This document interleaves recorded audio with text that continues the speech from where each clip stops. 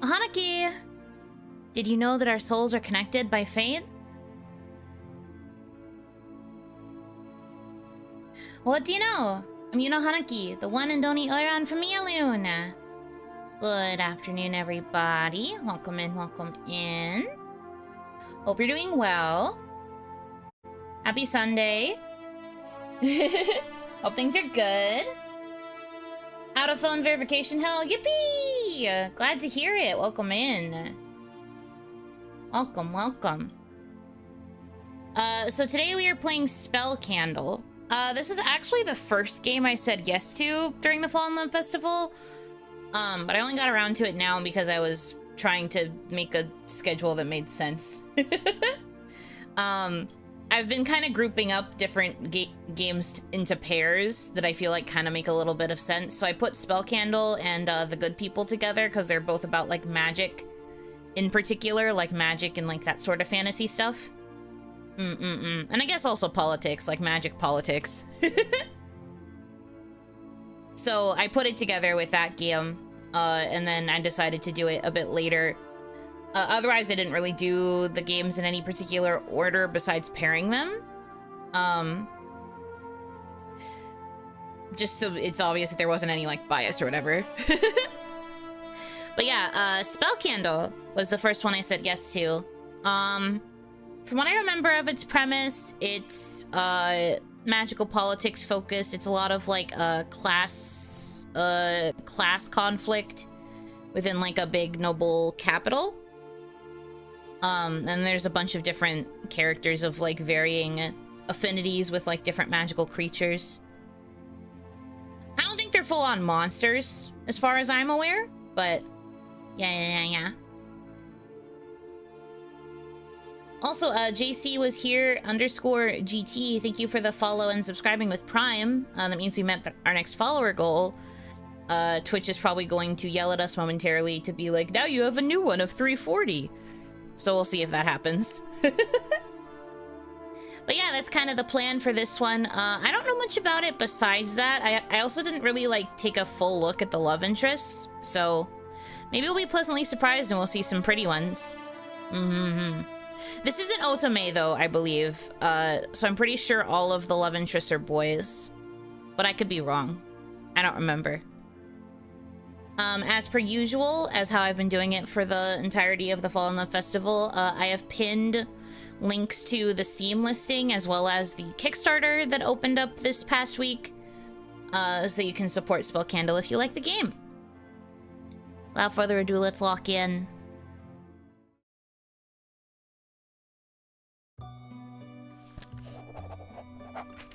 How far are you willing to go to contain war in a glass dome?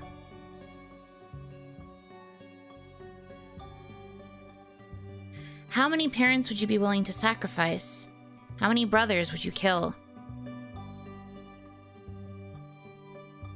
Would you grow numb to the pain? Become a zealous leader willing to sacrifice anything for the greater good? Turn a blind eye to the orphans on the streets? Ignore those disabled begging for coin? Steal, bribe, and extort for a chance at peace? How many decisions would leave you lying awake at night, counting the souls you sent to the slaughter? Can living in war for millennia truly be considered life? A loud whistle breaks the silence, rendering the carriage to a sudden stop. The tip of my quill shatters as it smashes into the paper before I can put down my next thought on the page. Identity control. The shout comes from the outside, and I put my notepad down, scoffing at the ruined nib. This was the third one today, and I'm tempted to throw my hands up in frustration and scream. Maybe don't write in a moving carriage. Hey, it's a living. You gotta do what you gotta do sometimes when it comes to doing your work. I was selected to be the Eurasian delegation's reporter for this year's Dread Festival. It should be considered a great honor to be able to report on your country's political victories, no matter how small. But you can't expect a caged bird to sing happily. I reach into my leather satchel to find my identification documents before stepping out of my petite carriage. I feel...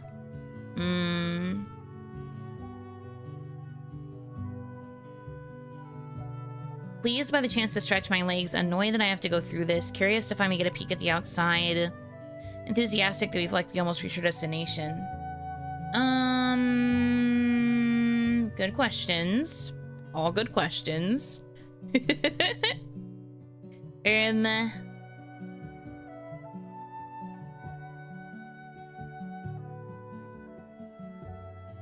What'd I be feeling?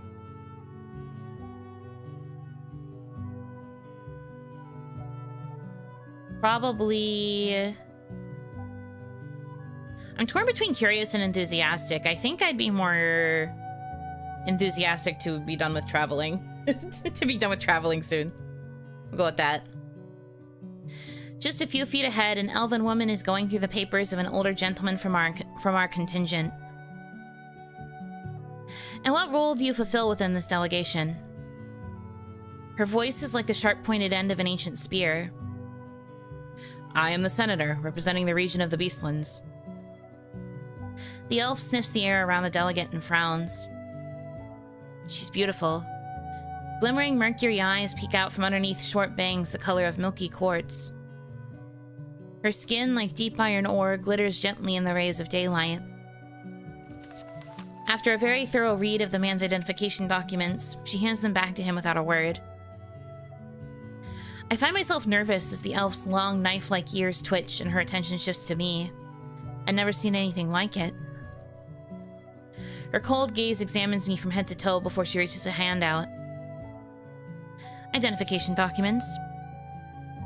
I hand them over and she scans through them quickly.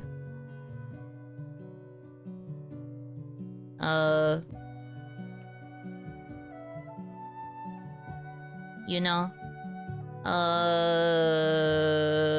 I guess this can't be an otome then, because the protagonist can be any gender. Anyway, she, her. Hey yo, welcome, welcome. And what role do you fulfill within this delegation?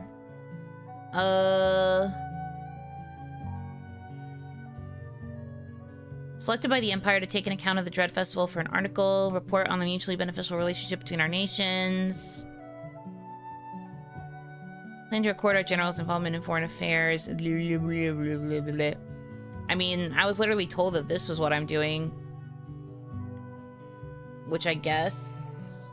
I mean, all of this is technically true, because this does seem to be a political festival, I guess? But I'm gonna go with this one, because it makes the most sense for, what we know so far. I was selected by the Empire to take an account of the Dread Festival for an article. Her eyebrows raise slightly at my response. After a moment, she nods, accepting my explanation. And your general? Where could I find him? The question perplexes me. Though the delegation had been traveling for several weeks, I hadn't encountered the infamous Shadow Master once. Had I? Upon seeing my bewildered expression, the elf offers a small explanation. He was not in his carriage. Perhaps because he got bored of being confined in a turbulent box for days. A voice responds before I can open my mouth to formulate an apology. I step back from the carriage and seek out its source. The guy ever. What's this music? He's so extra already. Upon the wooden roof of my small carriage relaxed one of the most beautiful gentlemen I had ever seen. With his eyes closed, his expression was so serene that I found myself wondering if I'd misheard him speak. Shadow Master, may day and night preserve you. The man on the roof of my carriage opened his eyes and leveled the woman with a cold gaze. His eyes were the color of the flags of our empire. Waiting, posed up, you know he's extra as hell. He got on top of this carriage and was like, I'm gonna ride up here because I don't want to be confined in a box. What is his deal? The color of blood and dangerous, forbidden things. Lattimore, huh? I could hear the elven woman swallow from beside me so vividly that I wondered if the world around us had fallen quiet on purpose. May I please see your documents, General? A frown crossed his features before he quietly sat up, slid his feet over to the edge of the carriage, and jumped down with the grace of a cat. Here. He pushed a stack of documents that was so thick into the hands of the elf that it made me gape. It might take you a few days. He smirked, and I wondered where on himself he kept a pocket large enough to hold all that paper. The elf blinked, scanned through the first few pages, then flipped through the next few with shaky hands, her face growing paler by the second.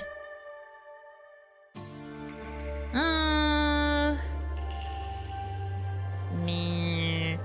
Peek into the papers or keep watching him? Good question. Good question. Do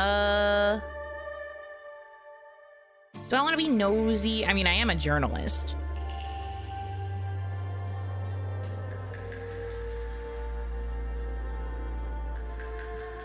Keep watching him. The political leader of our delegation crosses his arms behind his back, his expression neutral as he scans the surrounding environment. I feel my breath hitch as his gaze passes over me for a split second.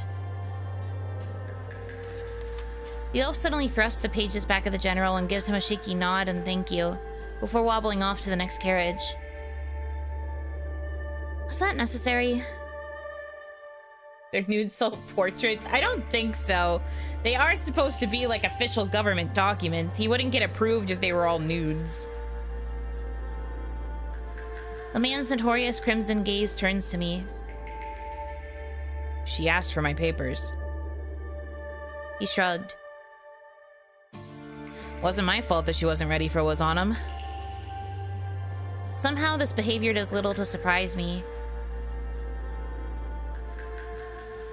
Might have been considerate to let her know beforehand. And why would I do that?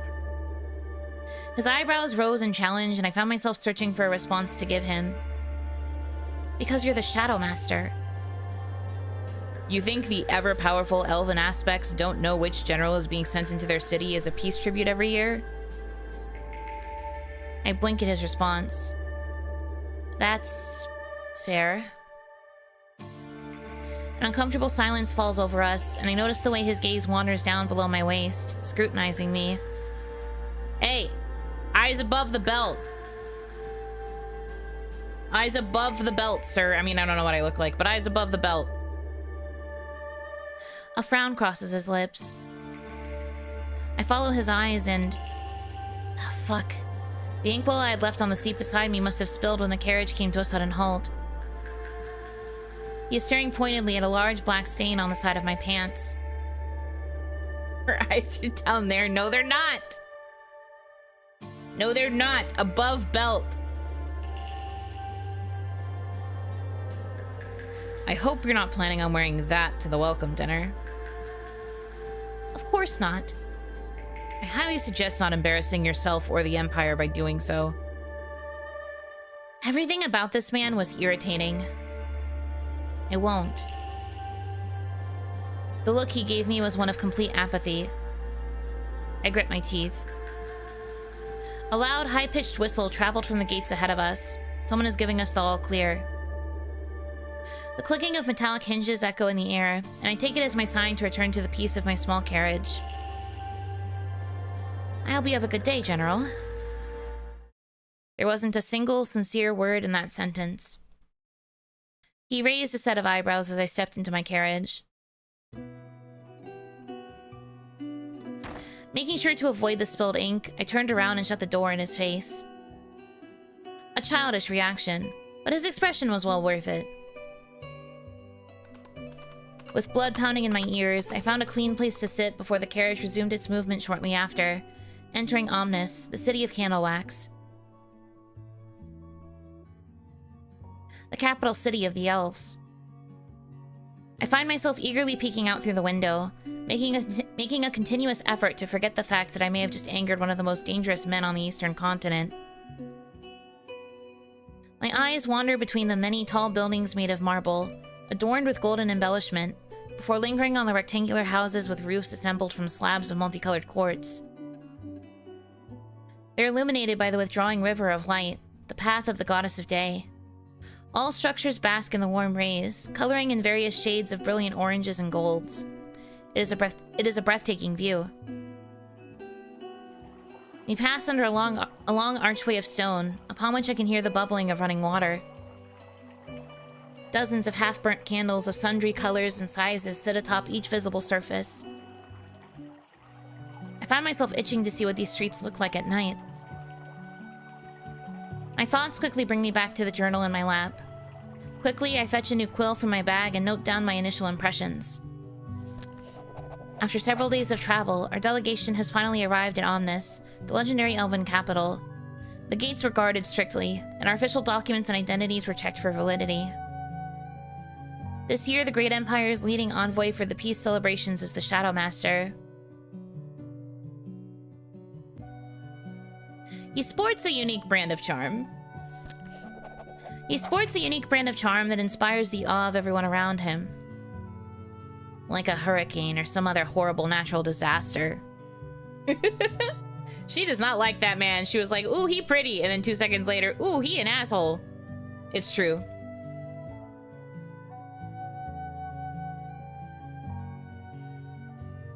Sometimes it really do be like that. Nothing like an otome that makes you, deal with men who are so pretty but so terrible.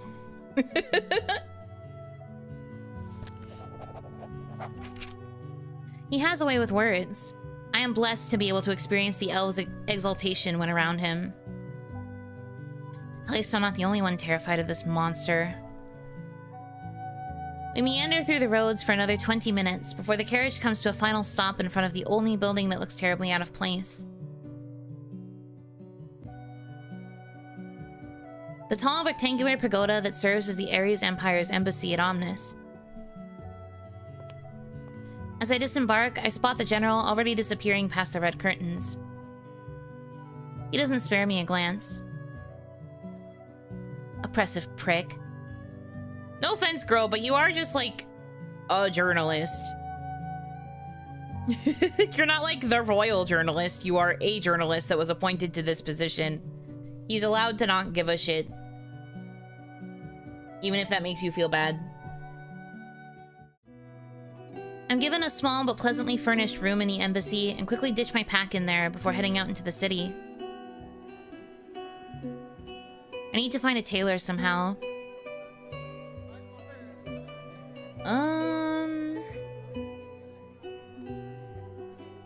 Map. I take a map of the city from the embassy to help orient me. The map itself isn't as detailed as I'd like, but I can make out the names of the districts of Omnis, as well as a couple of points of interest. I decided to take a look around the Enclave of the Gods, the area of the Earth Elves first, since I'd read so much about how lavishly they'd lived. It takes me about 15 minutes of walking and skulking about weird alleyways before I spot a cylindrical structure of rose marble.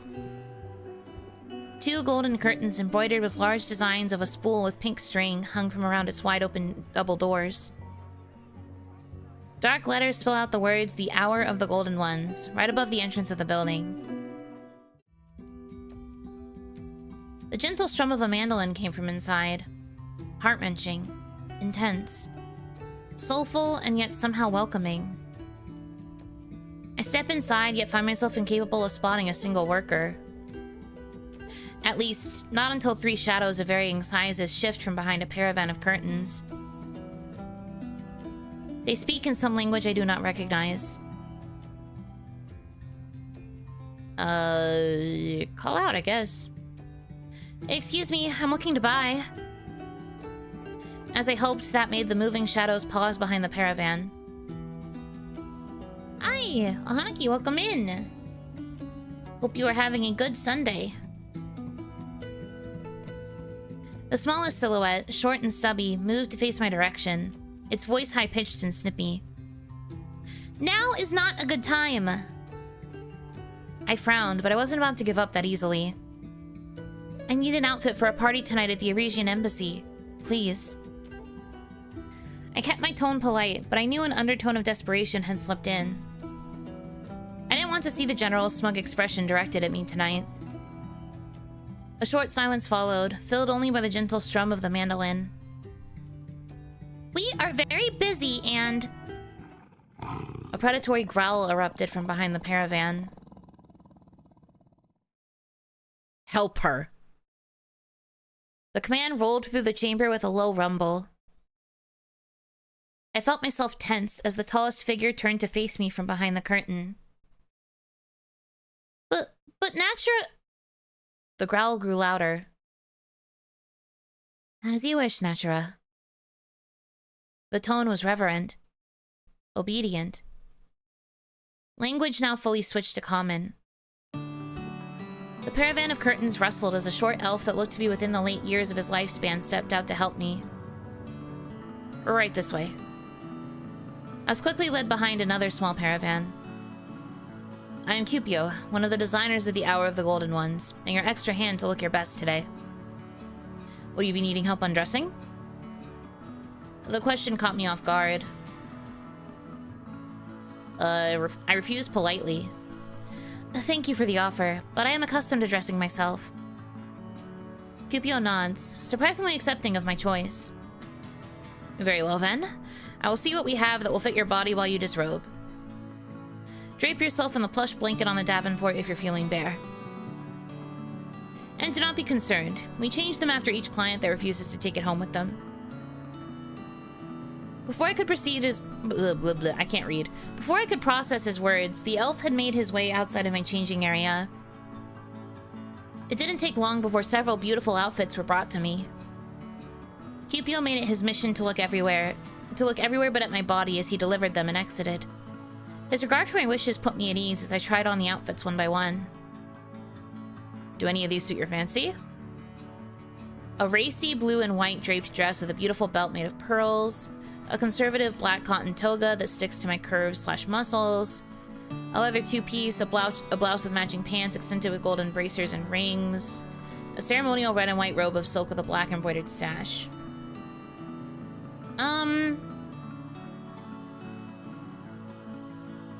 Dress, toga, two-piece blouse and pants, or ceremonial robes. I'm so bad at picking. I wish I could actually see them.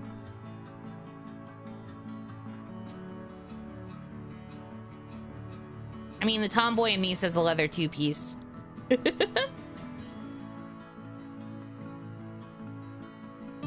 Kind of vibe with the blue and white dress too, though, but that's like the exact opposite color of what like the Eastern continent's colors are. They do all sound pretty, yeah. I don't think there's like a particular... Well, I mean, there probably is like something related to the choice, but I'm just like murmur.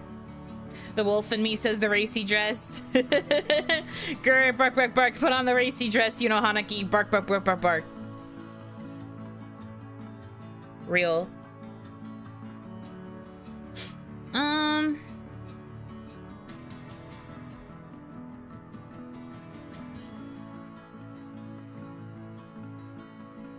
I do think I would probably choose this between these two.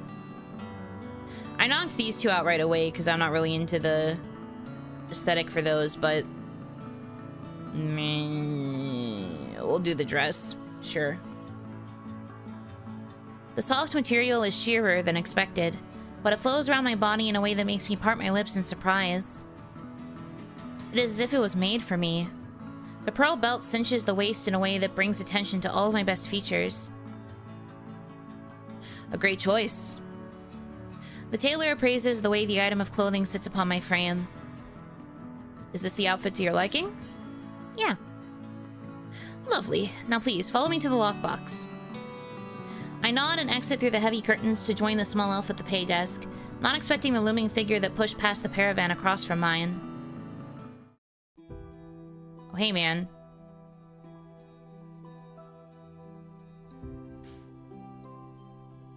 Pierced nipples.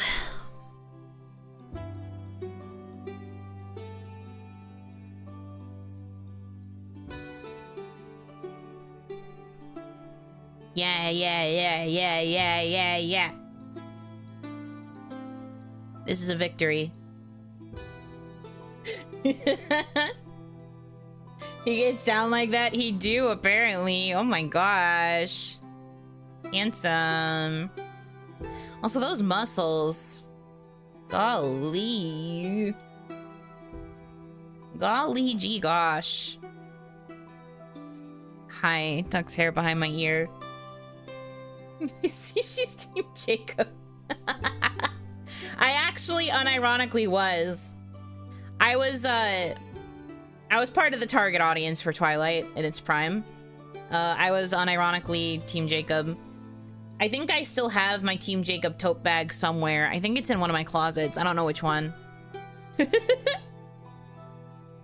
But no, I was Team Jacob, unironically. I don't think that has any bearing on this, though. He's not giving childhood friend. Anyway. I find myself face to chest with a being unlike any I've ever seen before. A tall cross between man and monster, with a powerful body and a rich skin tone. As I look up at him, his eyebrows jump in surprise before his lips twist into a tameless smile. Seems like I made the correct choice. Excuse me? Getting you dressed.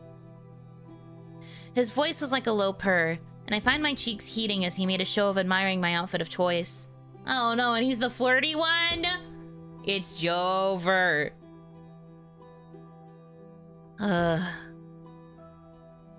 You're stunning. Thank you. A large tail swishes back and forth behind him as he tilts his head to one side.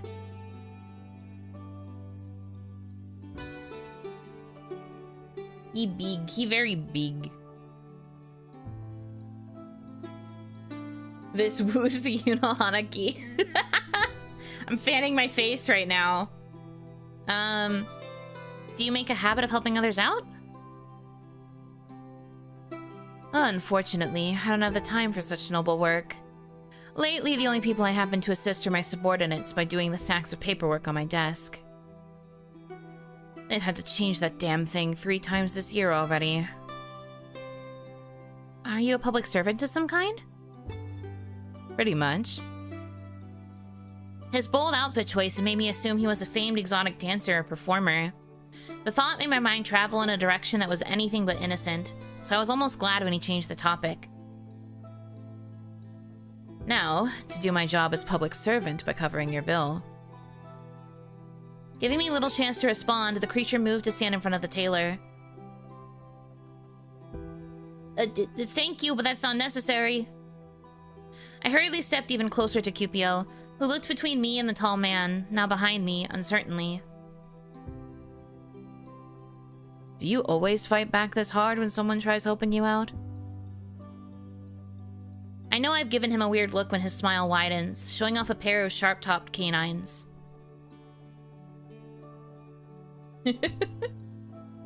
No. An amused hum leaves his lips, and I find myself wondering what it is he gleaned from this curt line of questioning.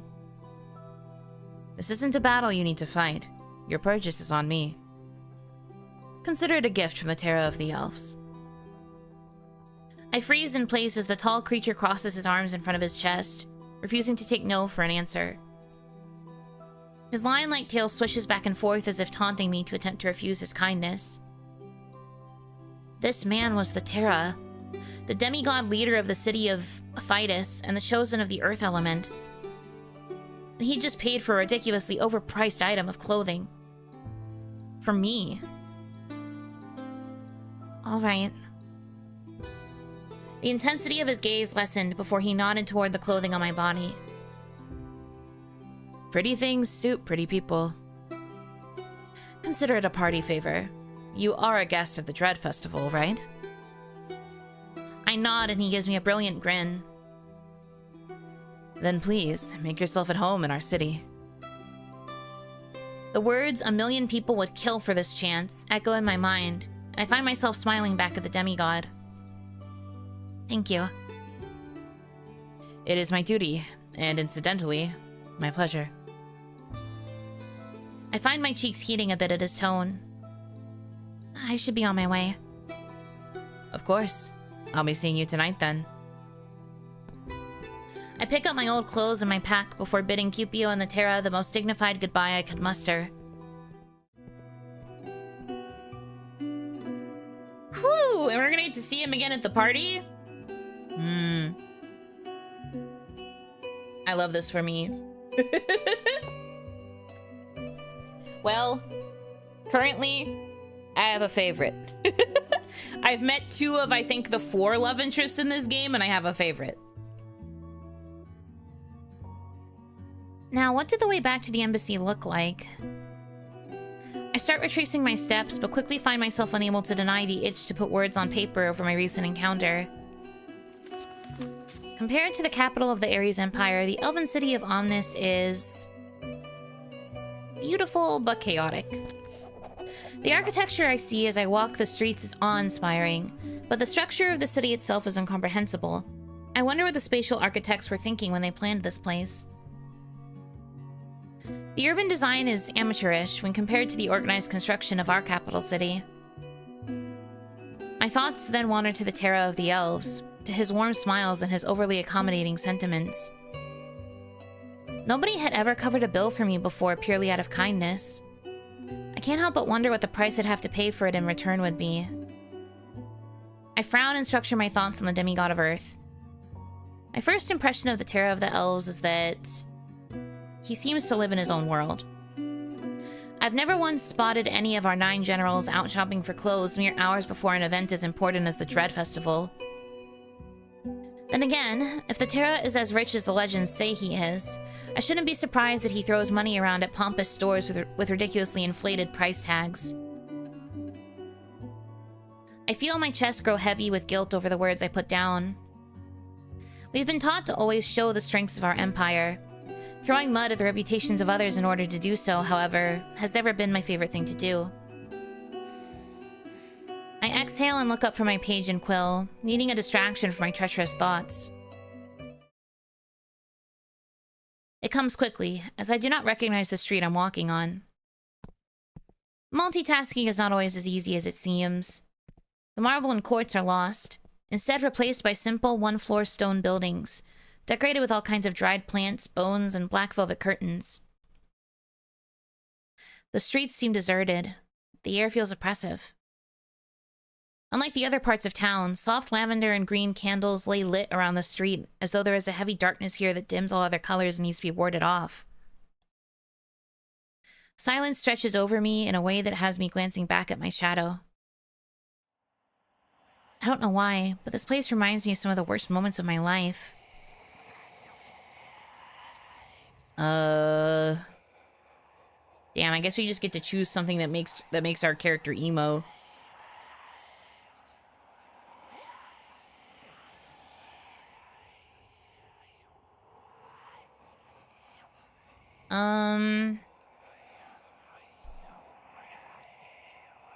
Let's do a near-death experience I suffered through. An unforeseen medical condition that I had a chance not to survive. Fortunately, I recovered, but I get a shiver every time I recall it and how close it brought me to the brink. Ah, Nemo! Hello, hello, thank you so much for the raid. Welcome in, raiders. For those of you who might not know me, I am Yuno Hanaki. I am the one and only Oiran of indie V-singer group Mialun. Welcome in, welcome in. I'm a variety streamer. I play, a lot of, casual, comfy, cozy games. I play, JRPGs, story-heavy games. Currently, I'm in the middle of the Fall in Love Festival, which is visual novels that all focus on romance, so I'm dating lots of pretty characters. Today we're playing Spell Candle. If you want to check it out, the Steam link and the Kickstarter link are pinned in the chat. But thank you so much for the raid. I hope you had a good stream, Miss Nemo. Oh my god, you don't have the cute girl wrench. That's terrible. I need to give that to you right now. I need to give that to you right now immediately. Here you go. I am so sorry. But there you go. Yippee! I hope you had a good stream. Hope you had fun. Thank you again for the raid. For those of you that are gonna stick around, it's gonna be a very cozy time. You get to listen to me read and voice act, so that's fun. That's fun. Love that for us. Mm-hmm. Okay. Yes, welcome in, welcome in. You're being welcomed on the Twitch side as well. Okay. Get back into the game. Yeah, wrenched up. Dating pretty characters. Yeah, dude. You just missed the one that's currently my favorite, but I think we might end up meeting another one in this area, so let's see.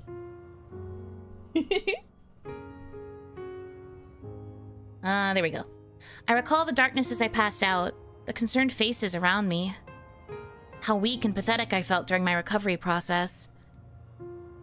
I take a deep breath and focus on the teachings of the Ares Empire. The way to fight back the demons that attempt to conquer you. I need to keep myself occupied and focus on the things at hand. I need to take everything step by step. Try to trace your steps? Maybe? I turn back around, attempting to recall the turns I made and the features of buildings I may have noticed. Nothing sticks out. There is no landmark that feet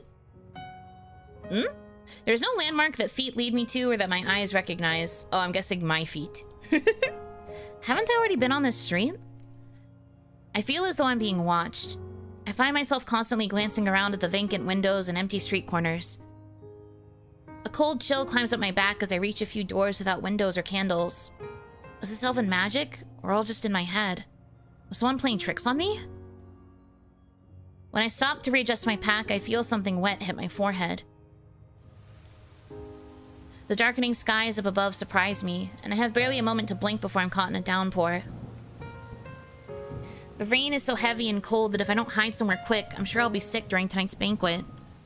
Oh, shit. At this rate, my notes will be ruined. I break into a run, looking for shelter from the downpour.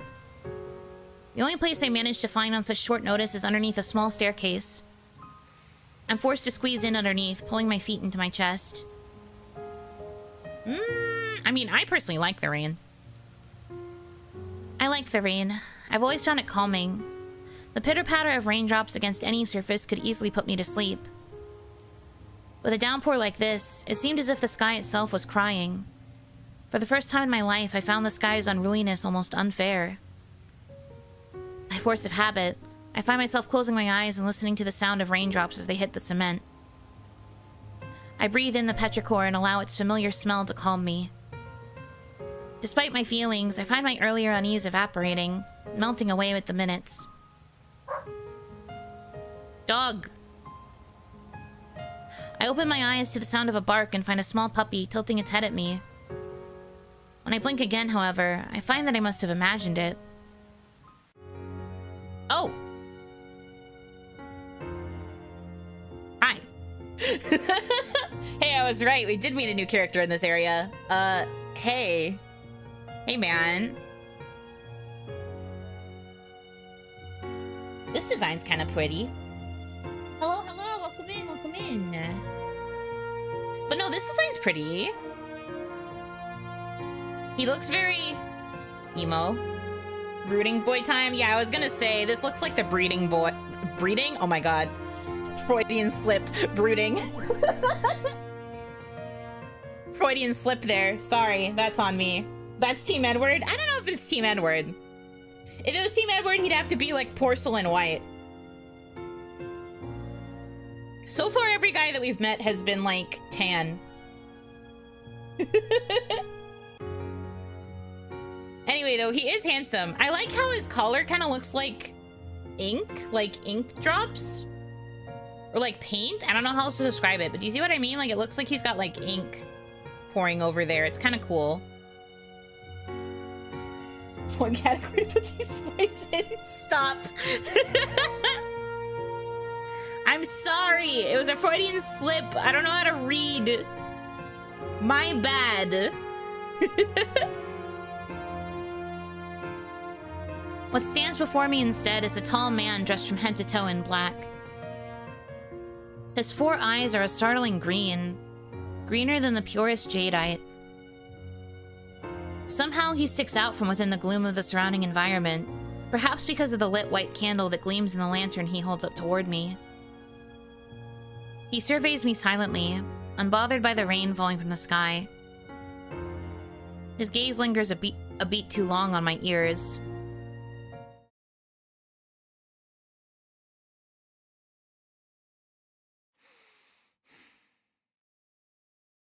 A sound like an exasperated scoff escapes him before he moves his cape to one side. It takes me a moment to realize that he is offering to share. Come on. I am not sure how I managed to hear a voice so gentle above the downpour. Let's get you out of this rain. I should refuse. Something about strangers and danger. However, this man and his calm, gentle presence reassured me of my safety in a way no one else ever had. Perhaps it was magic? And did it truly matter if I was bespelled if I managed to get to the banquet in time? With a nod, I move quickly from beneath the cold staircase to under the unfamiliar man's cape. I am pleased to find that it is much warmer and larger than it looks. I like his chest teeth. Oh, you mean like the fangs on the outfit? That is kind of a cool touch. Also, not the effect on his eye making it look like he's crying black tears. He's so edgy. Yet he doesn't act like it. Like, he doesn't talk like an edgelord, at least not yet.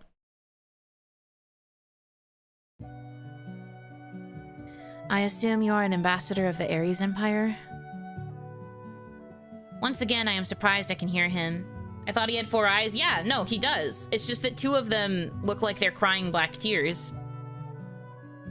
He does actually have 4 eyes.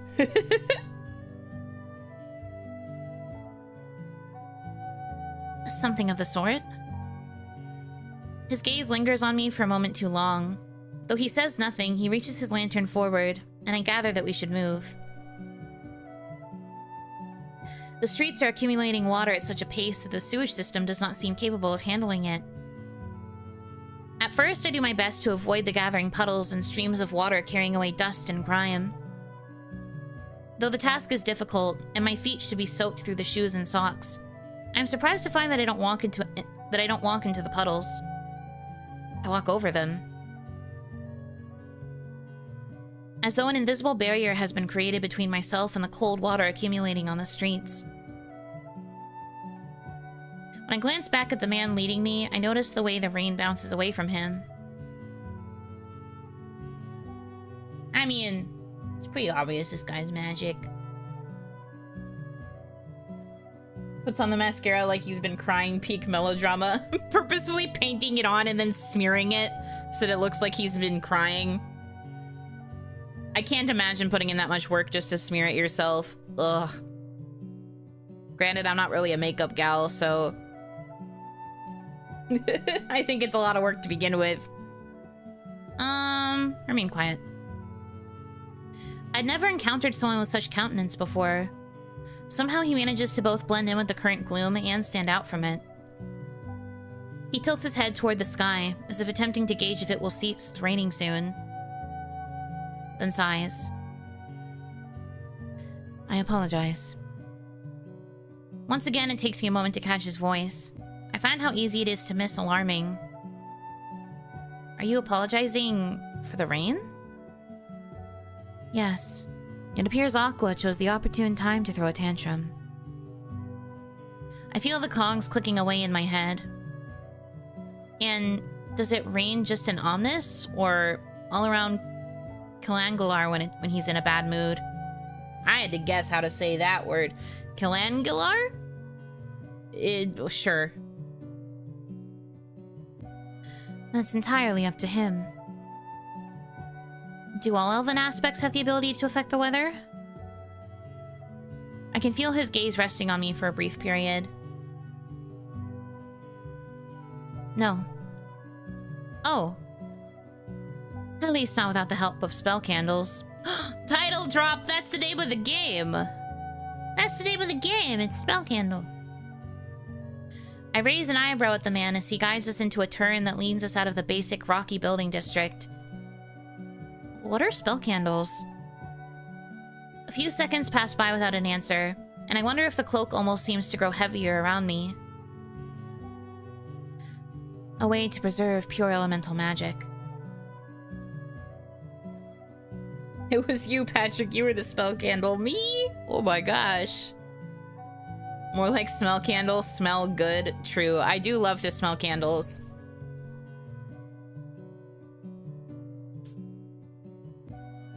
And the magic is released when the chemical is... The magic is released when the candle is burned? Correct.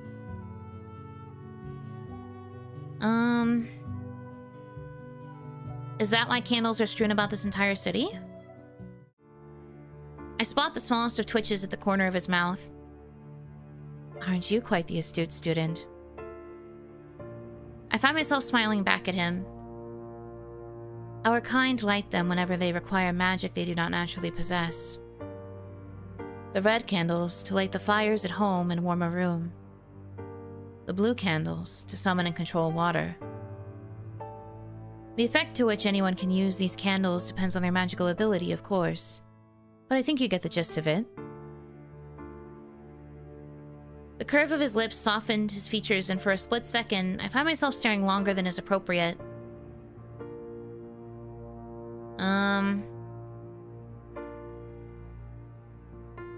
How do the aspects impose control upon candles, then? The male beside me raises an eyebrow as the rain continues to avoid hitting his lithe features.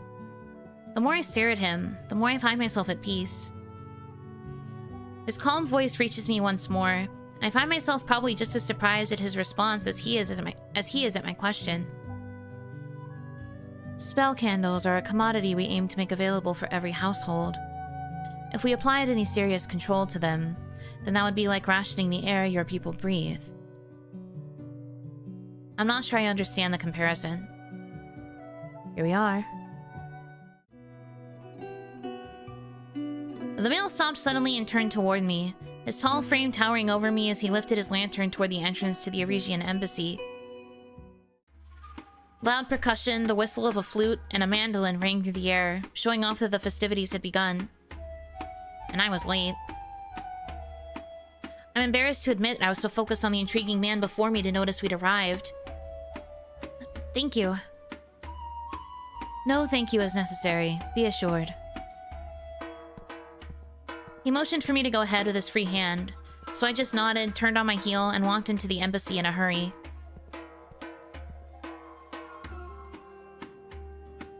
The music was much louder inside, accompanied by the smells of various sizzling meats and the bright light of hanging chandeliers. Water, earth, and death elves moved around in wild circular dances, dressed in such finery that I found myself thankful that the Terra had interfered on my behalf at the store earlier. Though I spot him in the room, I find that he's engaged in conversation with some senators from our empire, full goblet in hand. A few paces away from him, my eyes meet the infamous crimson hues of the general, who seems to have stopped whatever he was doing to size up my outfit. Irritation bubbles up in my throat, and I find myself quickly pivoting toward the drinks table. Yeah, dude. Mind your business. This guy. A large wine fountain, adorned with lit silver candles, quickly catches my eye, and a polite elf pours me a goblet upon noticing my approach. I take the cup with a smile, but am momentarily distracted from drinking. I hear a series of loud gasps echo from somewhere before a slick, tangible voice cuts through the music like a hot knife through butter. I told the pirate lord that if he's not willing to go to war for my love, he doesn't deserve me. And then I sank his ship to the bottom of the bay. A series of excited whispers and murmurs follow the ridiculous explanation, carrying the electric atmosphere that supports all forms of gossip-mongering.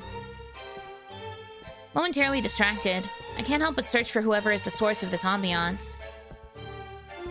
Frankly, even if my sister and brother were on the marriage market, I doubt they'd be able to impress. Then again, feel free to bring it up with stepmother dearest. I'm sure she'll be thrilled to finally get a morsel of attention.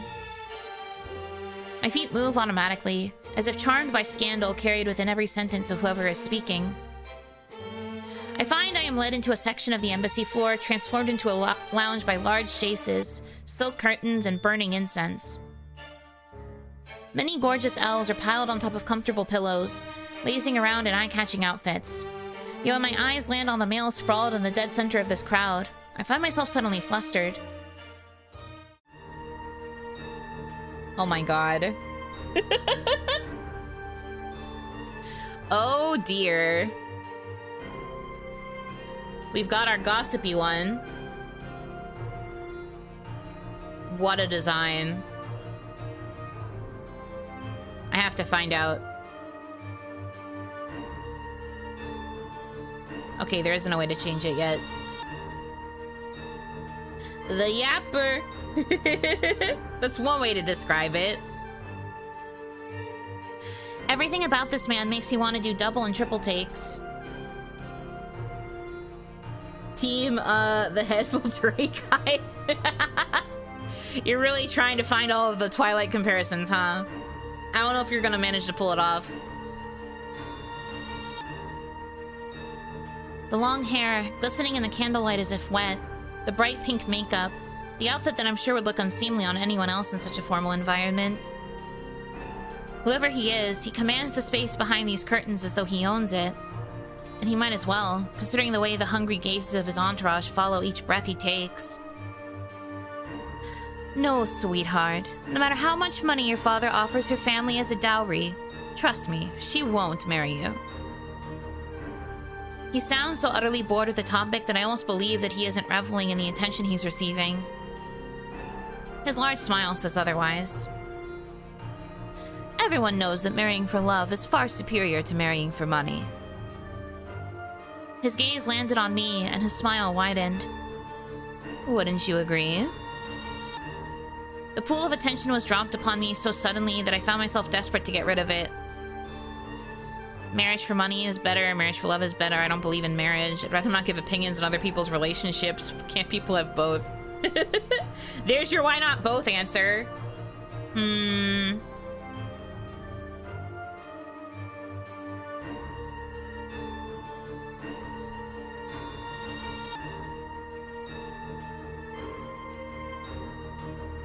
So many options.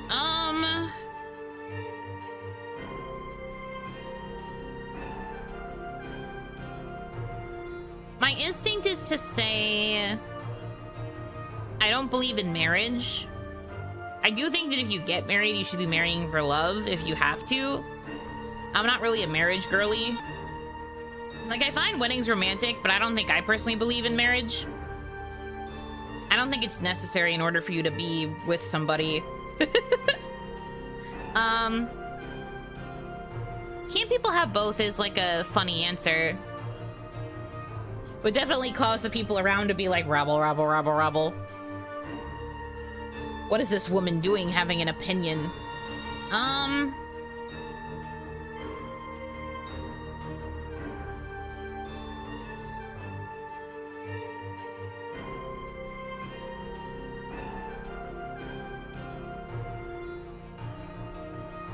Can't people have both? Truly? Such naivete. I'm convinced his gaze brightens as he shifts it to somewhere behind my shoulder, as if searching for someone beyond the curtains before turning to me. Well, I suppose I've always had a penchant for the gullible. His heterochromic eyes slide over my form. Oh, I didn't even realize that he has heterochromia, but he does. One eye is a lighter blue and the other's darker. The retort I'd planned never leaves my mouth. You're just my type. Excuse me? His bold proclamation wipes the remark clean from memory, and I can only stare at him, completely dumbfounded. They both look blue to me, but I'm a guy. Well, yeah, that's what I mean. They're both blue, as I said, but one is a lighter blue and the other's a darker blue. Normally when you give a character heterochromia, there's like a more vast difference between the two eye colors.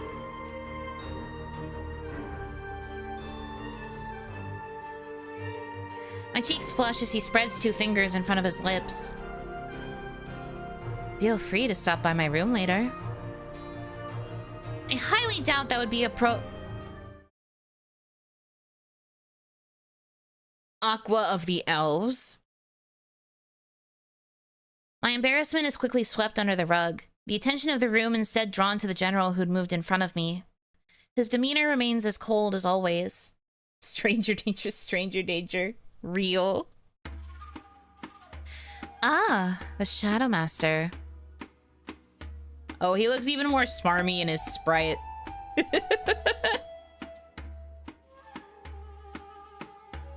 The beautiful man before me finally moves to stand in front of us. I'd had an inkling that the male before me had to be influential, but had I just been propositioned by the aspect of water? My brain blanched as I pondered how to put that down in my journal. I've heard a lot about you. The Aqua did a quick circle around the general, eyeing him with unabashed curiosity. Who does Yuno like more, the smarmy one or the scrunkly one? Neither of them are particularly high up right now. My number one is the lion man that we saw when we first came into the banquet hall. My second is the calming emo boy. These two, I haven't really felt a particular way yet for either of them. I must have missed Lion Man. Hopefully he shows up. He's here, so maybe you'll see him. But Lion Man is currently my favorite. The man without a heart, was it? Care to dispel that rumor? Ignoring the bold flirtation of the demigod before him, the general's crimson eyes glance in my direction briefly. I ask you to refrain from distracting our Balefire-mandated political journalist from doing her job. I find myself stiffening upon hearing the mention of the Ares Empire's grand capital. General Man is a bit too try-hard. He's very serious, for sure. That's what I mean when I say that neither of them have really, like, struck me yet. Like it's definitely stereotypes here. Or like archetypes, I guess. Maybe rather than stereotypes, it's more archetypes. They're very archetypal, and these archetypes are not really appealing to me yet because I usually want to see, like, the whole round of the character. And we aren't there yet.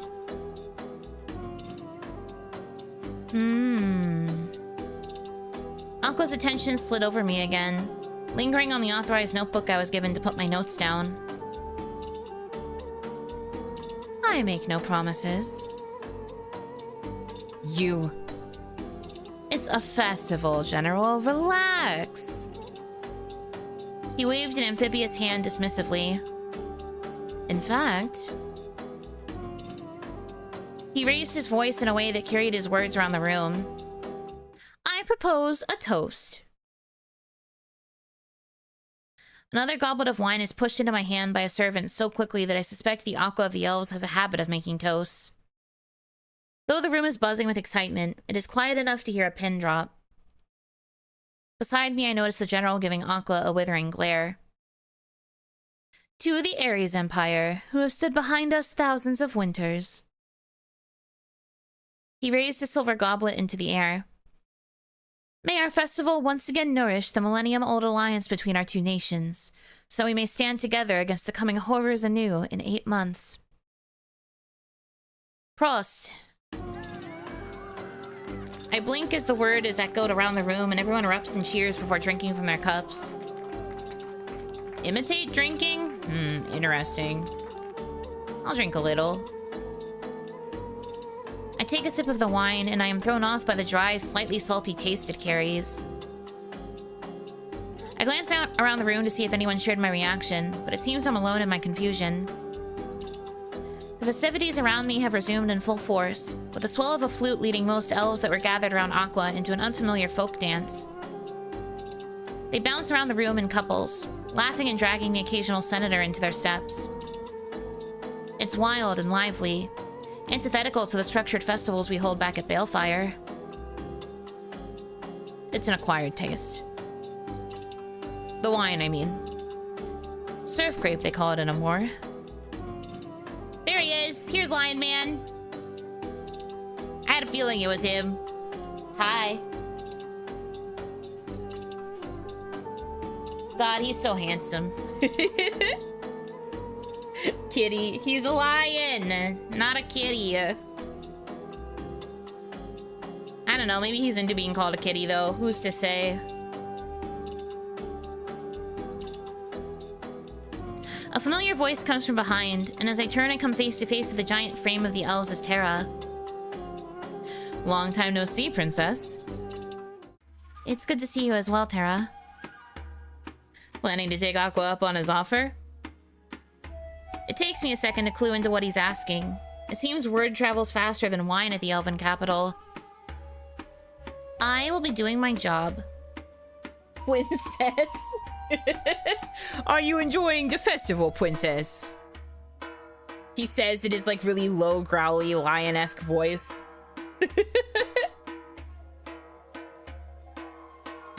Thought so.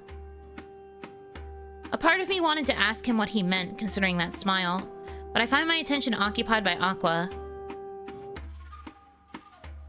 He led a complex folk dance with easy confidence, his long hair swaying behind him, a mesmerizing head of the revelry. Our stoic general followed through the motions beside him, as though he'd done this many times before. He looks like he'd have more fun cleaning bird shit. I stifle a laugh behind a hand and glance up at the shrugging demigod. Am I wrong, though?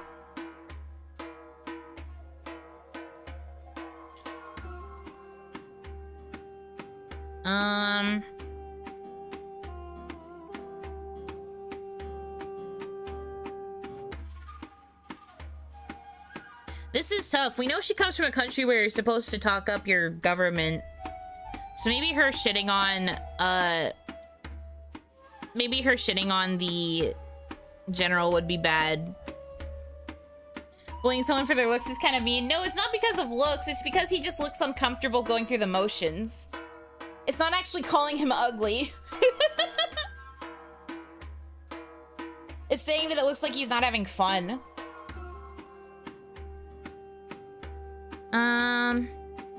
I'll defend the general. The journey to Omnis has been long. It's possible the Shadow Master is simply tired.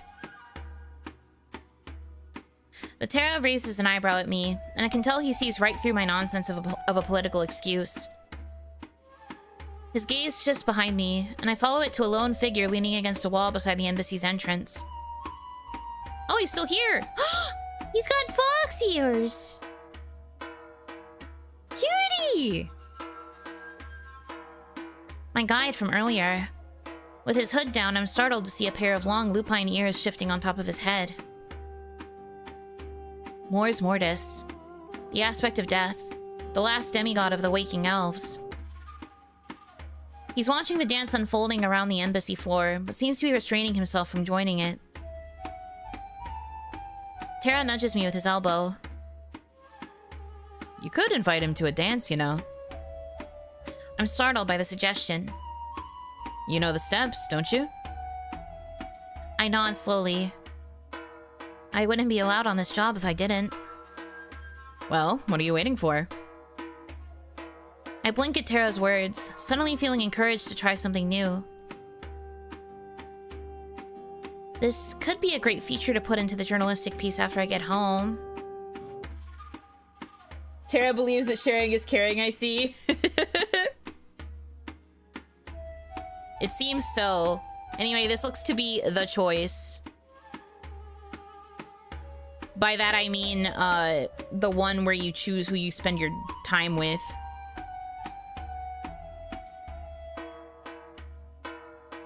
I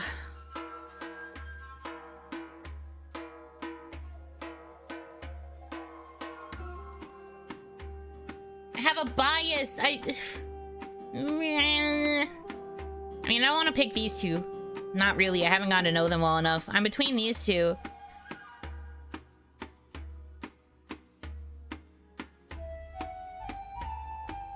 Speak your truth. I guess so. I do really like Terra. Would you care to dance with me then? I blurt the invitation out. Though the male beside me seems surprised at first, his expression melts into a masculine smile that turns his eyes into molten gold. happily. With a swift motion, he pulls me onto the floor, joining one of the lines of dancers with ease. His large fingers lace with mine as the music shifts into a more folkloric tune with the same motifs. A cello replaces the flute as the leading instrument. Percussion begins pounding through the air, stirring the adrenaline in my body. My hips sway in the rhythm of the complex steps of elven traditional dance as I straighten my back. Despite his large frame, Terra's swings and spins are done with ease, and I find myself able to follow and enjoy myself, his smile rousing a rare, genuine grin of my own. Cute! I'm glad that he was really quick to say yes, because I was worried that he wasn't going to. Anyway, 1 second. I must, away to the little Oni room real quick. Where's my Suno? There we go. I'll click back into the game so you have music to listen to at least. Once I mute my mic and everything. But yeah, I will be right back.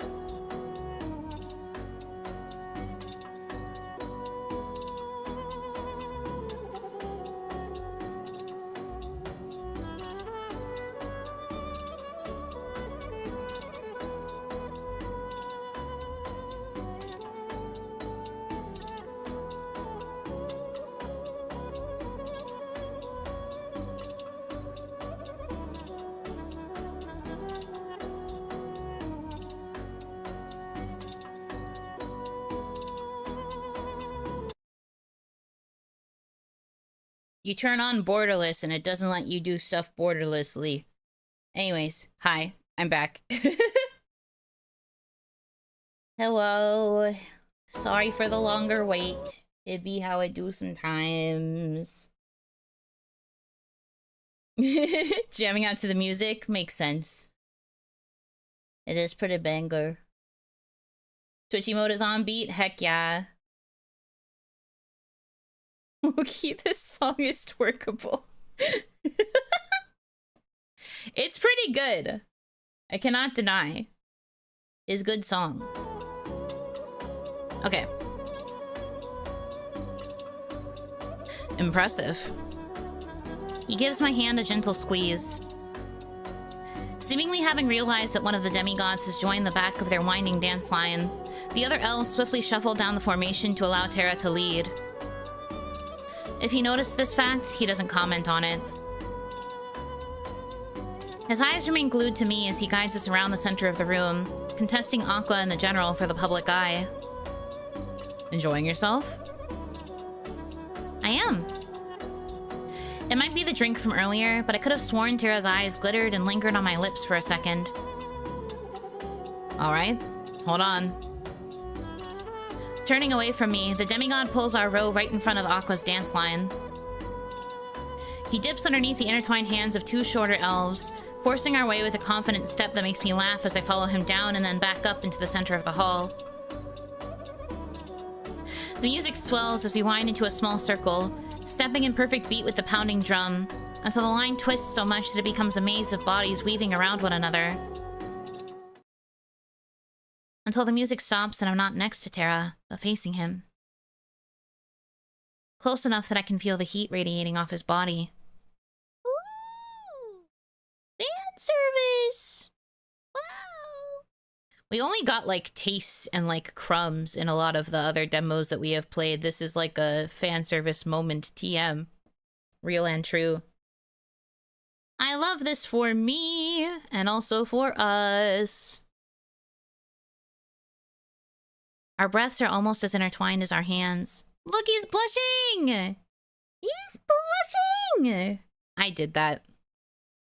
I did that.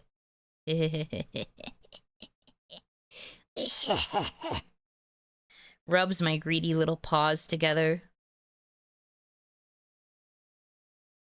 I can feel his tail brush against my leg. Ooh. The audience's chat, by the way. Woo!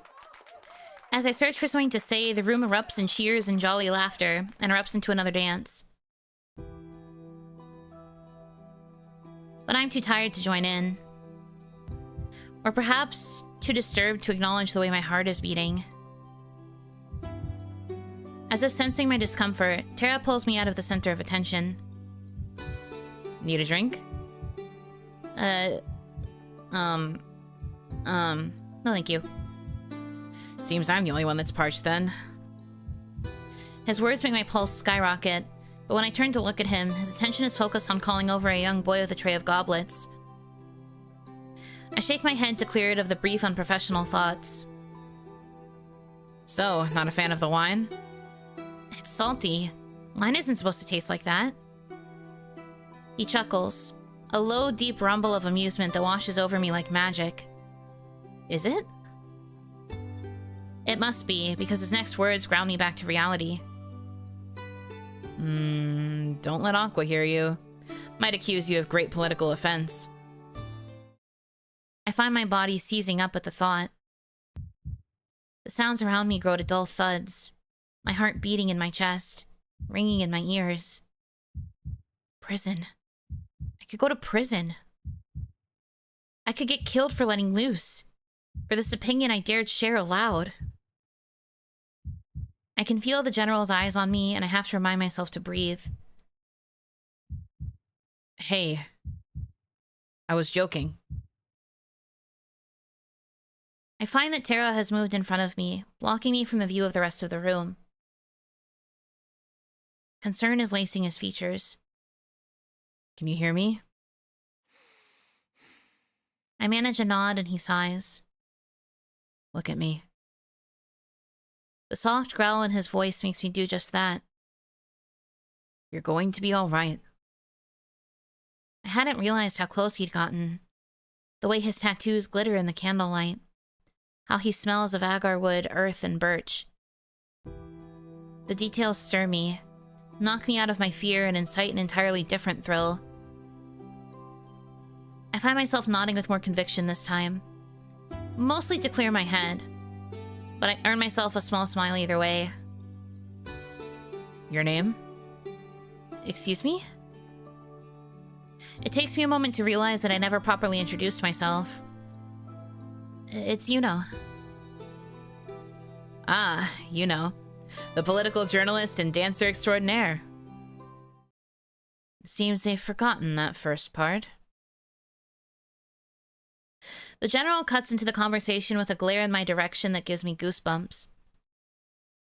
Any journalist serious about their job would already be resting, preparing for tomorrow's festival opening. Though the smile on Terra's lips remains in place, I can sense it is no longer genuine. So true. The minute he shows up, he's just like, ah, this bitch.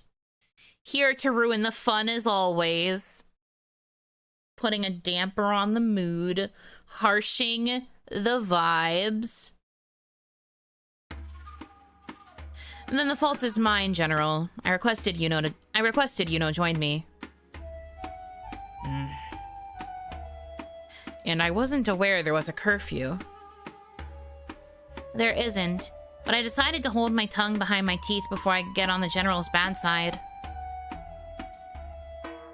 He looks to be searching for words.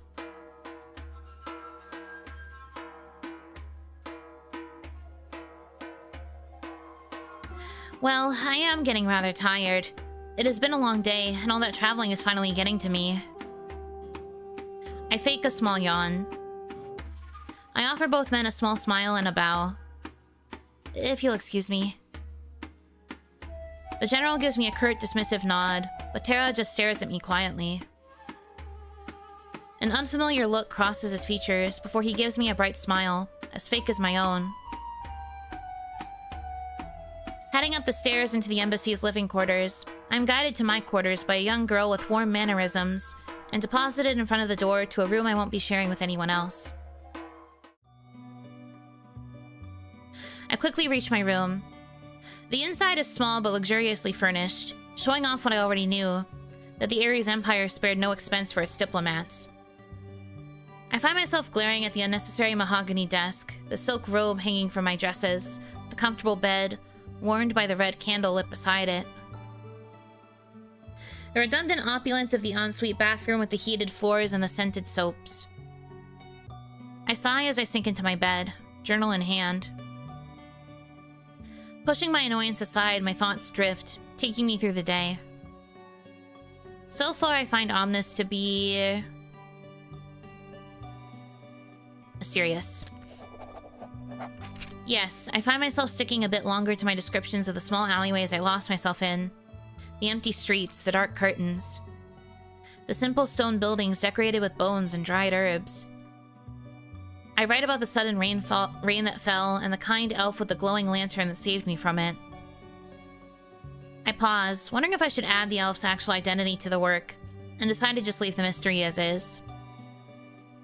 Let the Eurasians reading the future article think of all elves as kind saviors, not just one of them. Next, I find myself focusing on the welcome festivities I've just been a part of.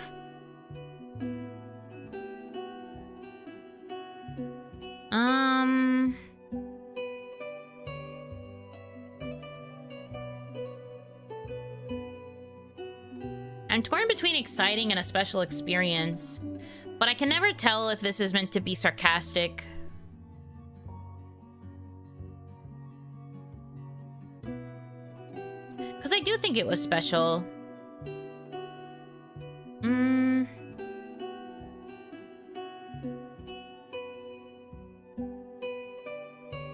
Yeah, I guess special is probably closer to the descriptor I would use than terribly exciting. The winters our Eastern continent experiences are mere myths to the rest of the known world. They are harsh, filled with horrors of mind and body. We lose too many good people to these wars every year. And yet, within the Eurasian Embassy of Omnis, the evening before the Dread Festival, we are welcomed with open arms by our elven comrades in arms. We find hope in breaking bread and sharing wine. We smile, laugh, and choose to live on. Persist despite I'm guessing abominations. Typo. Persist despite the abominations in our recent memories. It was a heartwarming sight of an alliance forged over millennia of joint suffering. I find myself smiling when I think of... up to Terra, obviously. The fearless, imposing demigod of the earth element and exploiter of all of its treasures. Zealous leader of Fidus, the elven city of faith. Ruthless warrior. Aspect. Natura. He wasn't anything like what I'd expected. Generous. Kind. Obliging. A man who showed off his propensity to lead with a simple dance and a soft squeeze of a hand. A stark contrast to the phony diplomats and ruthless generals from Ares. I shake my head at the thought, deciding that this is better left unwritten. Then, after a moment, I scratched through the entire section I'd written about Terra, paranoid that someone with basic political knowledge could read between the lines of my work. Perhaps the weeks of travel were finally getting to me. I put away my journal and try to get some rest. To survive in the Ares Empire, you need to love it. Or you need to be very good at pretending to do so. How stifling. The delegation was ready to depart to the Central Plaza at 7:30 a.m. sharp. Systemized like apothecary bottles, not a single soul dared to be late under the general's scrutiny. As if yesterday's chaotic revelry was a dream we'd all conjured up in our sleep. But the outfit on my body was proof enough, considering I had nothing else decent to wear. The elven diplomats meant to escort us to the location of the Dread Festival's opening ceremony arrived at exactly 7:35. The Shadowmaster greeted them, and after finishing the steaming contents of his cup, bid they lead the way. I soon found myself uncertain as to why all of this posturing was necessary.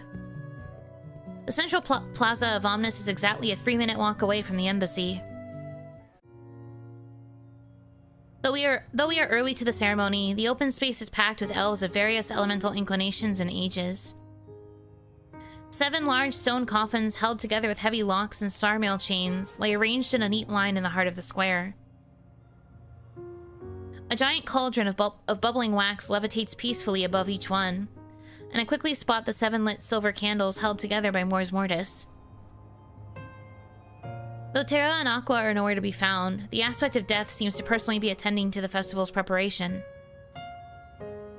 He appears calm as he runs his fingers over the flames of the braziers? Yeah, braziers heating the cauldrons, earning excited whispers from the gathered elves and senators.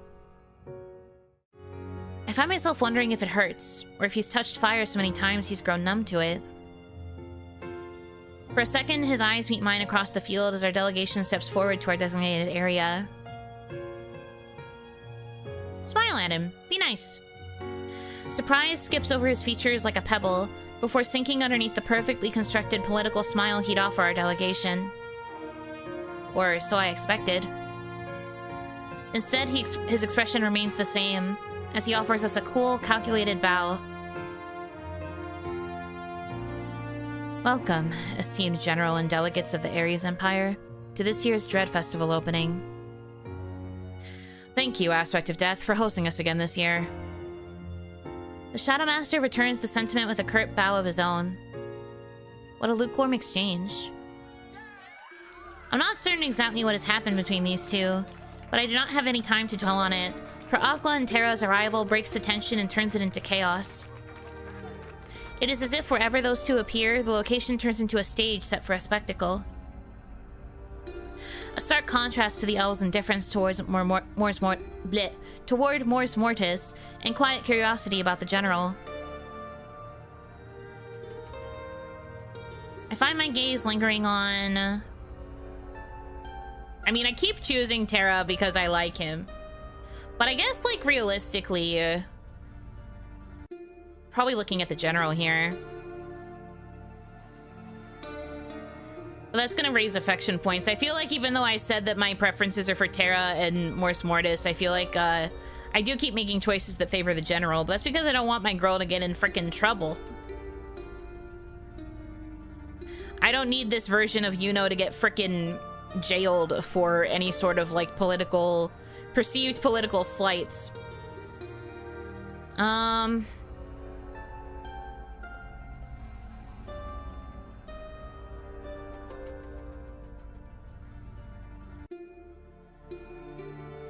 Let's just choose a general. Whatever, who cares? We ball. For some reason, my gaze lands on the Shadow Master, who remains at the front of the delegation. He's holding his hands behind him, his back straight, his hair up in a tight ponytail. He was the picture of Arisian structure and dominance, contained violence, controlled power. A string pulled too taut, but not the kind that belonged on an instrument. Rather, the kind that shot arrows from a bow. Esteemed guests of the Empire, allow us to once again welcome you to our lands as we commemorate the end of another winter. Terra moved to stand beside the now quiet Mors Mortis. There is no greater honor for us and our people to call you and yours by the term allies. For every time we've called, you have answered, and whenever you've been in need, we've delivered. It is through good that we stave off evil. Through your gods and ours. Listening to the eloquence of the aspect of Earth, I am quickly reminded that as the leader of the Elven City of Faith, Terra also holds the title of head of all Elfic religions. Aqua speaks next, a hand on his heart. Our bond has lasted for millennia, a marriage against darkness. This commitment, immortalized when we sealed away the Seven Scions, will continue to hold again today. On this first dawn of the Dread Festival, we vow to once again keep them at bay. His voice pulls me toward him, like a sailor to a siren, but it is Mors Mortis' tone that brings me back. That makes me stop and listen. From flesh to wax, from wax to life. Every year, the eternal war takes from us those we hold dear. And with what is left of them, we seal away chaos, anger, harm, loneliness, sorrow, hunger, and plague, and take a breath until next winter. For it is through faith that we hold the lines, through love that we stand united, and through hope that we keep fighting. Let those we love shield us once more from the dangers we've forgotten. Breathe in and take your time to pray. Terra's command echoes through the air, rendering the thousands of elves gathered on their knees. As per the ritual, our delegation is the first to walk up to the braziers of bubbling wax and silently thank those who gave their lives for ours. The general goes first, murmuring thank yous in both our language and that of the elves. Though I can't see his face, I find his tone to be gentler than any I'd heard from him before. I go last for our delegation. I think about those I've lost over the years to this war. A deep pain grips me. I know it stems from the emptiness of what was once, but is now no more. As I reach the first cauldron, I thank the people and elves who gave their lives for our peace in both languages. Then I move on to the next cauldron and do the same.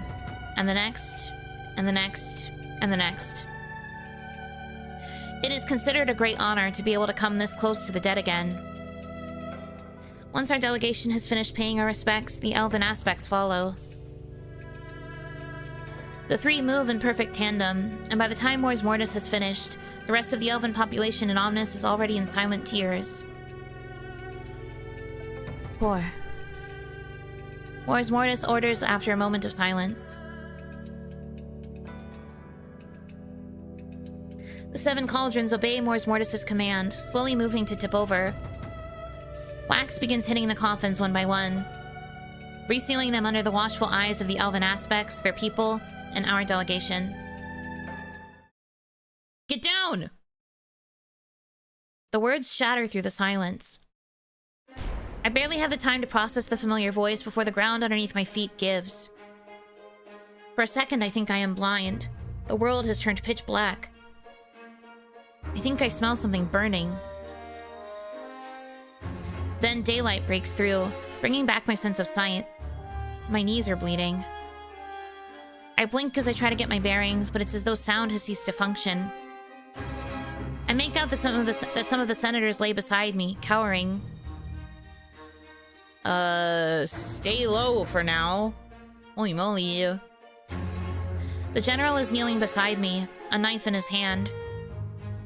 His eyes wander around our delegation, coolly checking for everyone's presence and safety.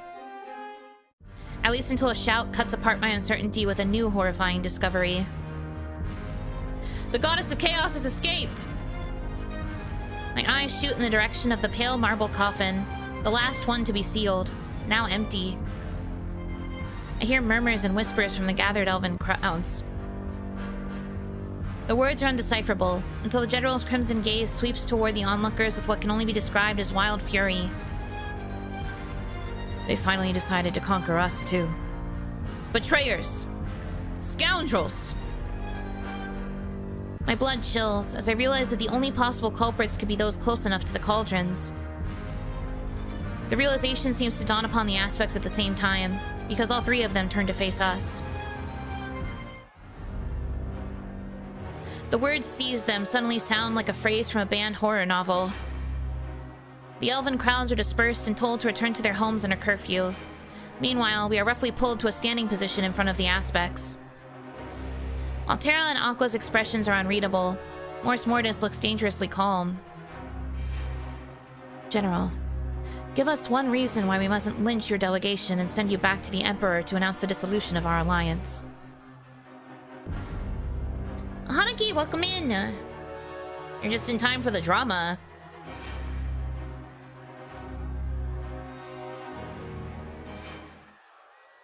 You have no proof. I find this man's ability to remain an egotistical bastard even when standing before three demigods almost attractive. Almost. Did nobody else stand close enough to the Braziers in order to tamper with them? The general falls silent and I realize exactly what he's saying. I see Mors Mortis' expression turn murderous as he reaches the same conclusion. My thoughts suddenly dim as a primal existential fear of death sinks its claws into my back. How dare! Let's hold an investigation then. Aqua's smile is nonchalant, but something in his tone gives me pause. Mors Mortis' eyes narrow on the demigod of water. Everyone present is a suspect. I don't know why the three unitary demigods suddenly look so divided. Terra, much to my surprise, is frowning, his tail flicking around, his arms crossed in front of his chest. Very well. Mors Mortis' 4 jade eyes wander between the members of our delegation and the surrounding guards, before landing on the general. Name your investigator, Shadow Master. You get one, and only one.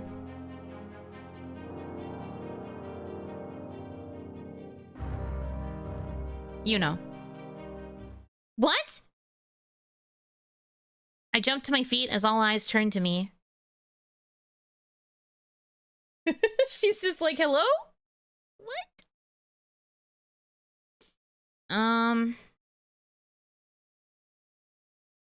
I mean, even if I say I can't, the game is just gonna force me to do it anyway, but then everyone's gonna be more sus of me. Because they'll be like, well, why can't you? You're literally a journalist. I'll do it. I catch a glimmer in Terra's gaze as none of the aspects argue the general's choice. Aqua's smile widens, and I find myself looking away, needing to escape all of this attention. The festival lasts 7 days. This is how long you have to get your truth. The unspoken "if you fail" remains a silent implication that hangs over my head, like a guillotine for the next week.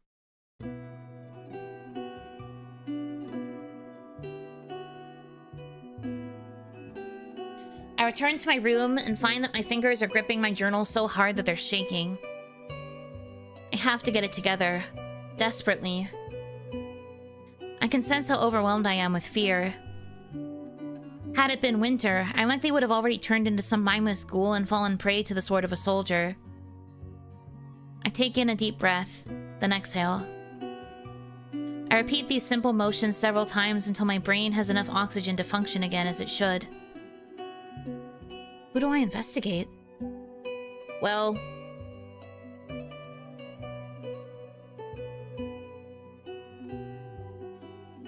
I kind of want to investigate Mors Mortis first, just because he's, like, the death guy.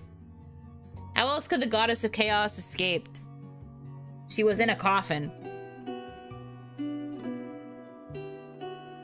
My head feels like it's swimming as I attempt to piece everything together. Nothing makes sense. There's still too much information I lack and too little time I have to figure this out.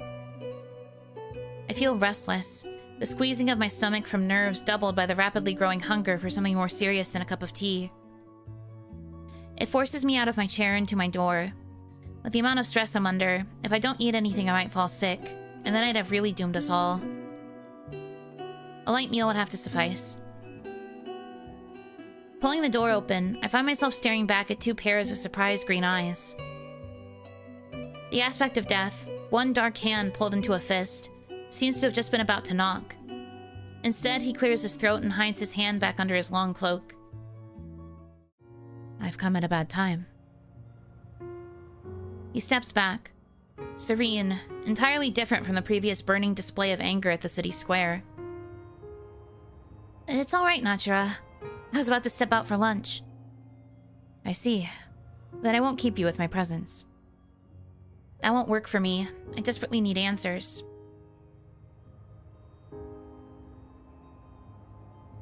Girlie needs to eat. Come eat with me. Would you like to join me for lunch?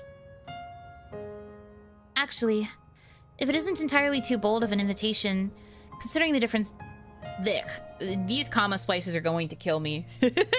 Actually, if it isn't entirely too bold of an invitation, considering the difference in our stations, you could... join me? This way we won't waste time.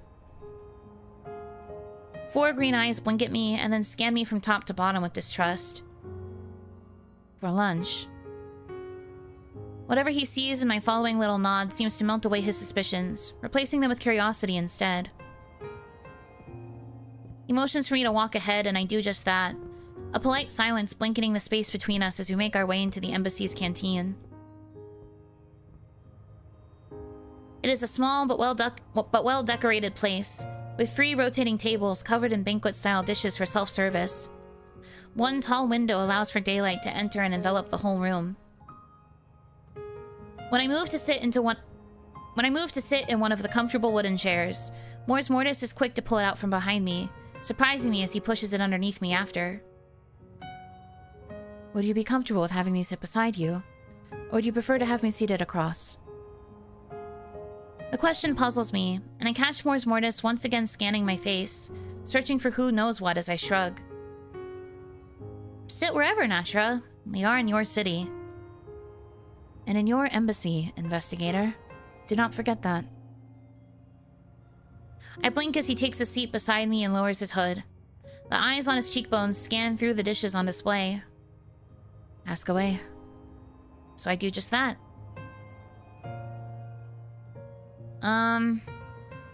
Did you notice anything unusual happening in the hours before the incident? Hours is a very broad amount of time. But yes, many things caught my attention. For one, my invisibility cloak has disappeared. The joke is on my tongue, but I resist interrupting, stamping it down like any other intrusive thought. I couldn't complete my afternoon patrol yesterday because I was saving a soul in distress from sudden rain. I can feel his eyes linger pointedly on me as I write that down. And the dead, their immortal souls were restless. He frowns, his ears twitching. Even still, their bones seek to leave their graves through their flesh. Oh, though. Okay. Even still, their bones seek to leave their graves though their flesh has been cleaved and turned to wax. How can you tell? I can see them, hear them, feel them, talk to them. His gaze shifts briefly to something above my shoulder, and I follow his gaze but spot nothing. A sigh escapes him before his gaze turns to the table and the food before me, but I'm not sure I have the stomach for anything after that conversation. I must, however, persevere.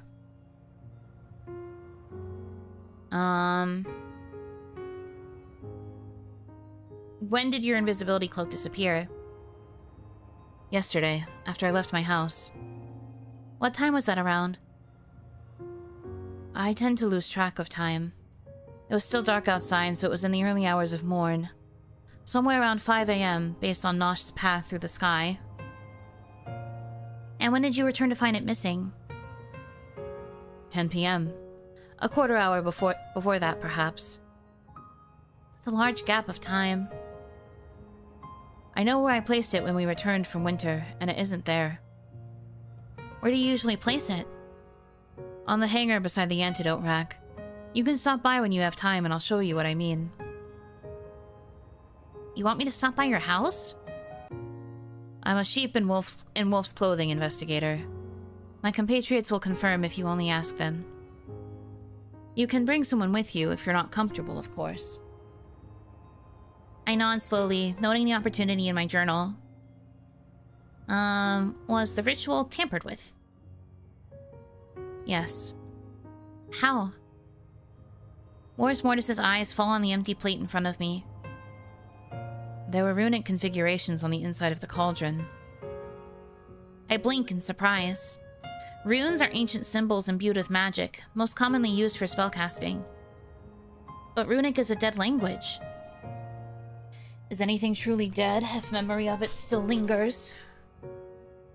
The aspect of death rotates the traditional tables such that the vegetable dishes face us rather than the meat-centric ones.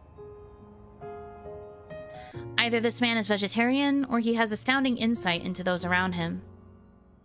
I thank him and quietly pile some pickled vegetables onto my plate, pondering his last words. When I look back at him, I notice his ears have sharpened and his bustling tail has frozen in place, as if he is listening for something I can't hear. The eyes on his cheekbones have shifted their attention elsewhere. His features soften after a split second, and he turns his full focus back to me.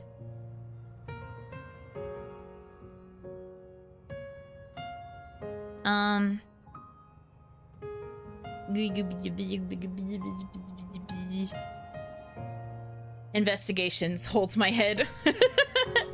I have such limited questions I can ask, so I'm just like, because this isn't like Ace Attorney where I get to go back and ask questions and get the alternate information. Unfortunately, I'm stuck.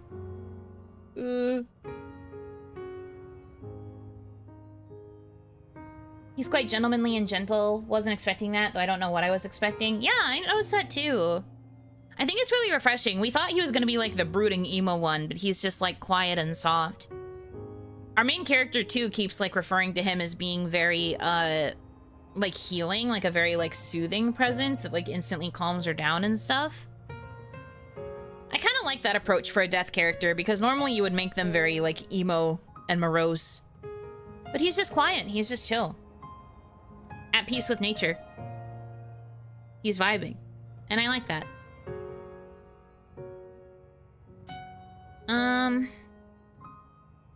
Do we know what purpose the runes served? Very few can read this language. Some of the runic shapes used are foreign even to me. I frowned at this information.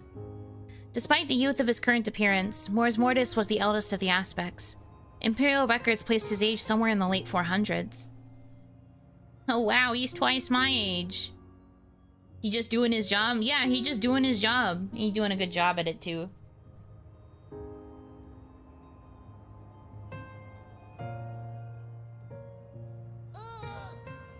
Big stretch. Ugh. Okay. My death speakers have already begun raising the spirits of the ancient dead to see if we can earn that knowledge. I'll let you know what we find, but this will take time. The sudden urge to snap at him rises within me. He's given me a week to solve this, but he's the one that needs time. I count to 10, steeling my nerves once more. How long do you imagine it will take to find this knowledge? By tree gifting at the latest. I grit my teeth. It was going to take him 3 days? I see.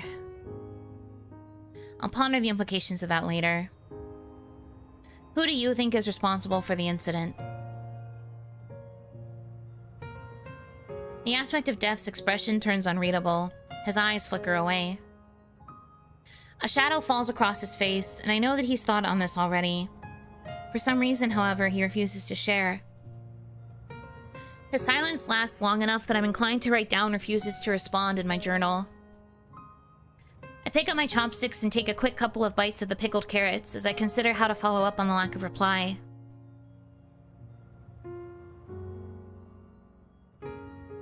Do the spirits know who is behind the freed goddess? They are restless. They speculate, just like us. The voices have been so many that it is not only difficult to tune them out, but also impossible to make out anything any of them are saying unless I implicitly concentrate.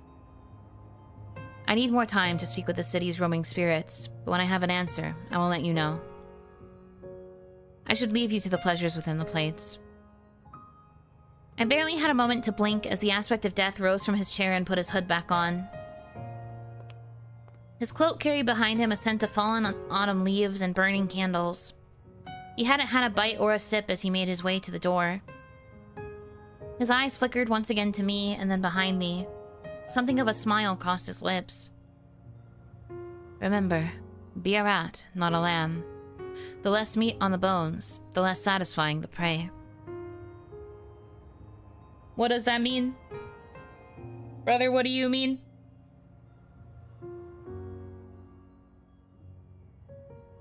He closes the door behind him with a soft click, and again, I can't tell if he's trying to piss me off or is genuinely attempting to be helpful. I think he is flirting. Is that... He's like, please don't eat any more food and put more meat on your bones. You are perfect the way you are, skinny legend. Is what he's saying, I guess.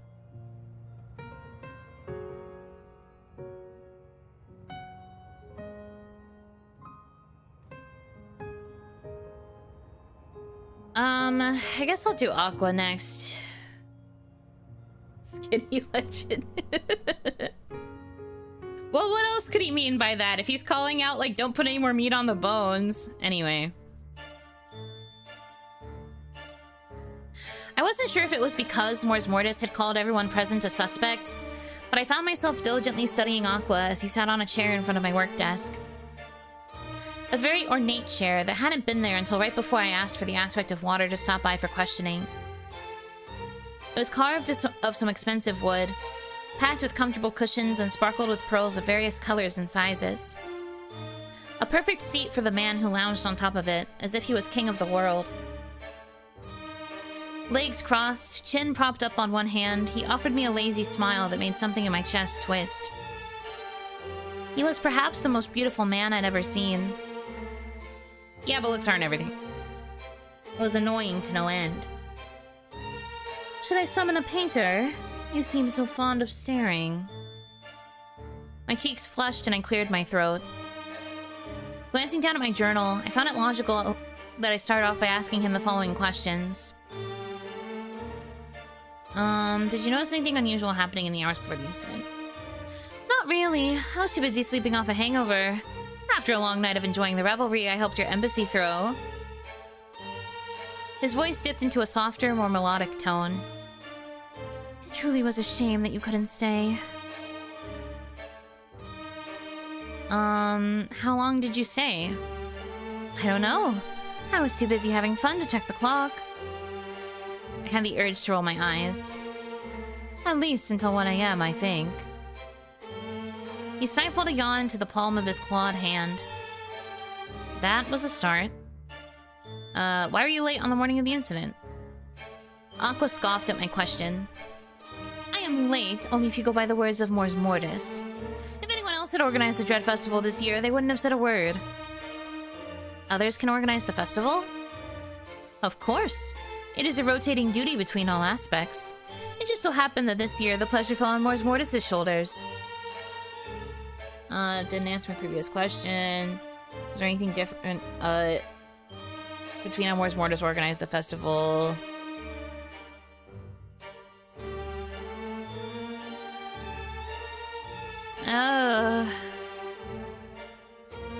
This one, I guess. Too much. I look up from my journal and notice that he's massaging his forehead, as though the mere thought of the topic is giving him a headache. Organizing the safe transport of all elvenkind to Omnis, making sure to acquire enough food and goods through trade in order to feed 750,000 elves. Welcoming foreign dignitaries in 7 days of events. The process is long and arduous. There's an elaborate 800-page book written on the topic in the Great Library. The Divine Rite of Wax, I think? I blink and hurry to write down the name.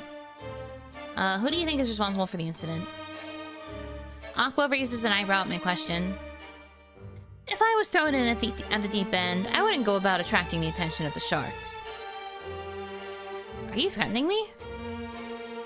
He laughed as though I'd asked something terribly amusing. His different colored eyes glittered like sea glass. You Oresians are always looking for a reason for an argument or a fight. Do you know a lot of Oresians? A few. And that's enough to draw up such conclusions? Perhaps. I do my best not to roll my eyes.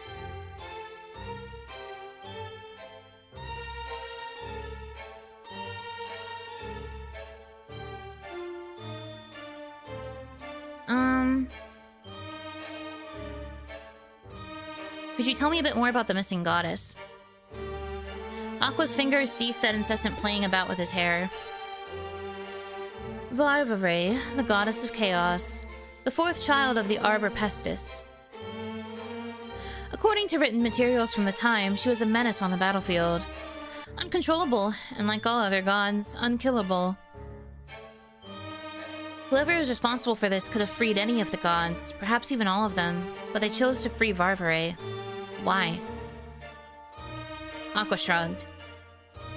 The children of evil have been sealed for over 2 millennia by our predecessors and your gods. The best you can get on any of them are secondary records from the Grand Library and the Academy.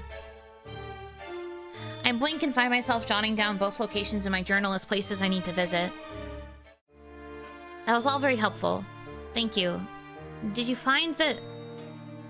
I appreciate the attempt at lengthening our time together, investigator, but I am a busy man. I find myself gaping at him. I wasn't... The grin he gives me as he makes to get up is downright infuriating. I should have a free time slot for you after 5 hours if you wish to continue your... disquisition. You can't just... But he can, and he proves that point by making his way out of the door to my small room before I can finish my sentence.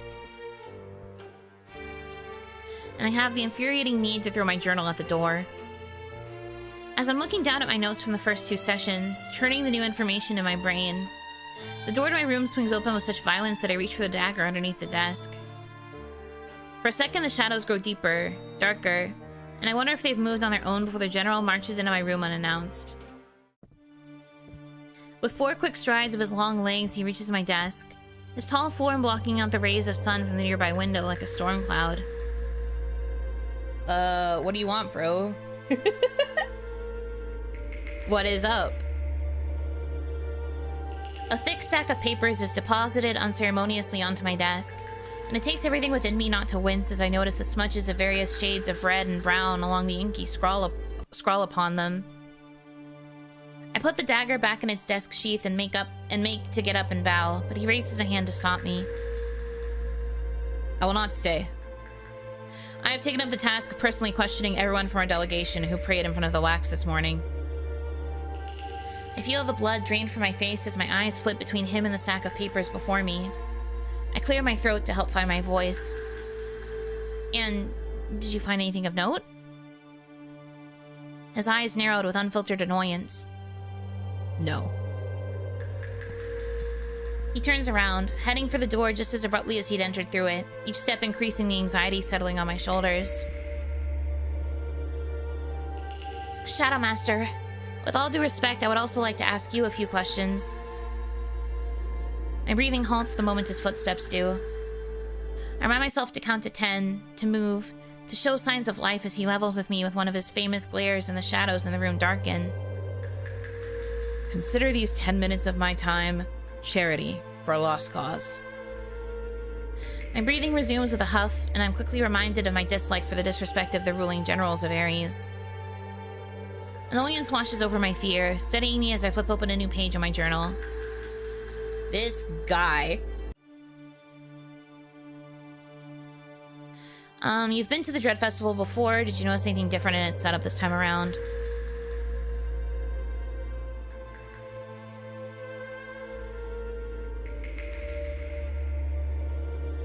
This game is a lot of reading, I feel, compared to some of the other ones. Or maybe I'm just feeling it a bit more because I've been doing so many visual novels every day. Okay. The elves is new Aqua through the welcoming party yesterday night. He reeks of trouble. I raise my eyebrow at the observation as I scribble the pointless answer down. Perhaps the Shadow Master used salty wine and trouble interchangeably. I wouldn't be surprised, considering the stick up his ass. Could you elaborate? He's cocky and impulsive, an attention seeker with zero regard for the consequences of his actions. Could it be that he was still bothered by the way Aqua flirted with him in front of everyone? I push the thought down, ignoring the urge to smirk. The current Aqua has been present and active for the 2 previous Dread Festivals as well, but no incidents occurred then. I point out, my tone professional and controlled, earning me a scowl from the man before me. The Shadow Master opens his mouth, then seems to think better of what he wants to say and closes it, glancing pointedly at the clock on my desk instead. I do my best to ignore the way this annoys me. What do you think was the aim of whoever is responsible for the incident? This winter bore the greatest losses ever seen by this long-enduring alliance. Some would blame the elven leadership for the grave numbers. Others might blame us. You think someone is trying to stage a power coup? The Shadow Master shrugs, and the action is human enough that I find myself staring. Whoever they are, only the gods can save them now, and they better pray long and hard because their chance of survival after that sorry stunt is 0. His eyes glitter like sharp ruby gems, and I recognize those words to be not a belief, but a promise. Who do you think is responsible for the incident? The seals placed upon the children of evil are of ancient, complicated magic. This rules all mortal simpletons from our delegation out of the list of culprits, at the very least.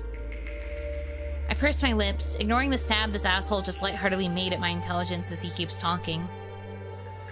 Whether it is a conscious betrayal or a hand guided by the anger of a god. Those who would know to unseal a tomb bound by a millennium-old spell could likely be counted on the fingers of one hand. My hand freezes midair. The unspoken words linger between us for a few moments before I finally press my quill to the pages of the journal again, seemingly snapping the general from his continued unspoken thoughts. His gaze flits to me, and then to the space around me before he crosses his arms over his chest. His lips set into a firm line as if he knows what I'll ask him before I even open my mouth.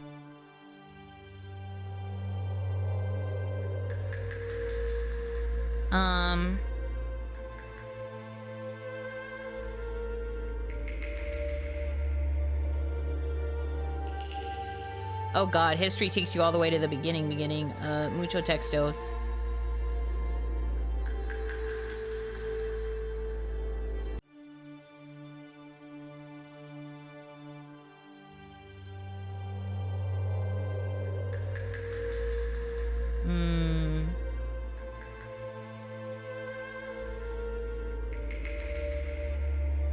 I mean, this is a demo. It's like super rudimentary. I'm hoping they fix the log to be more at the bottom instead of starting from the very beginning.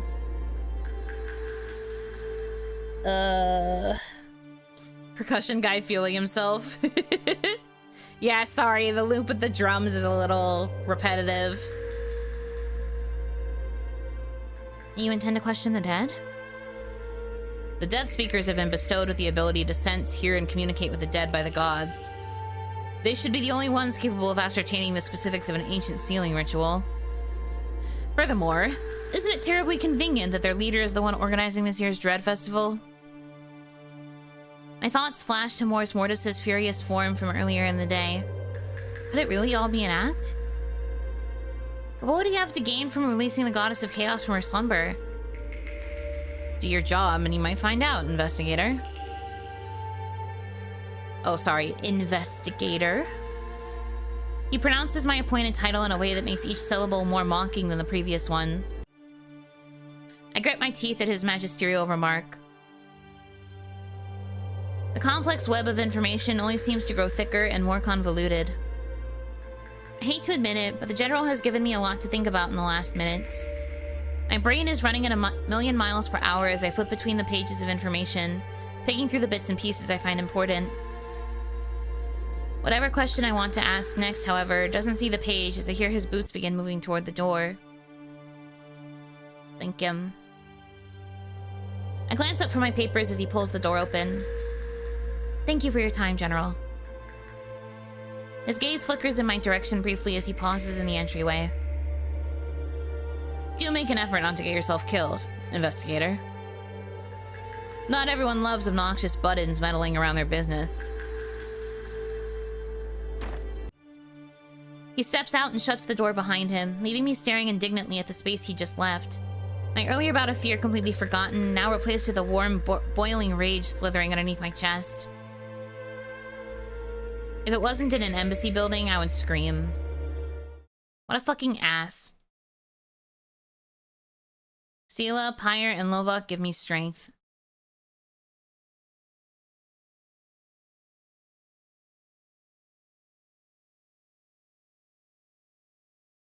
Whew. I tap my pen against the desk as I try to structure a plan. The illusion of choice is because I did all the other three. I do think it's funny that they still make me choose Terra.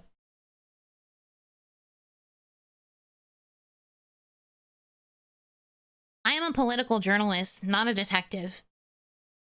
I should be reporting on the strong relationship between the Ares Empire and Kilangalar.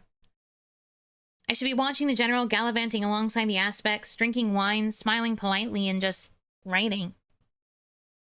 Instead, I somehow find myself spearheading an investigation that can not only spark a war between two nations, but also result in the end of my life.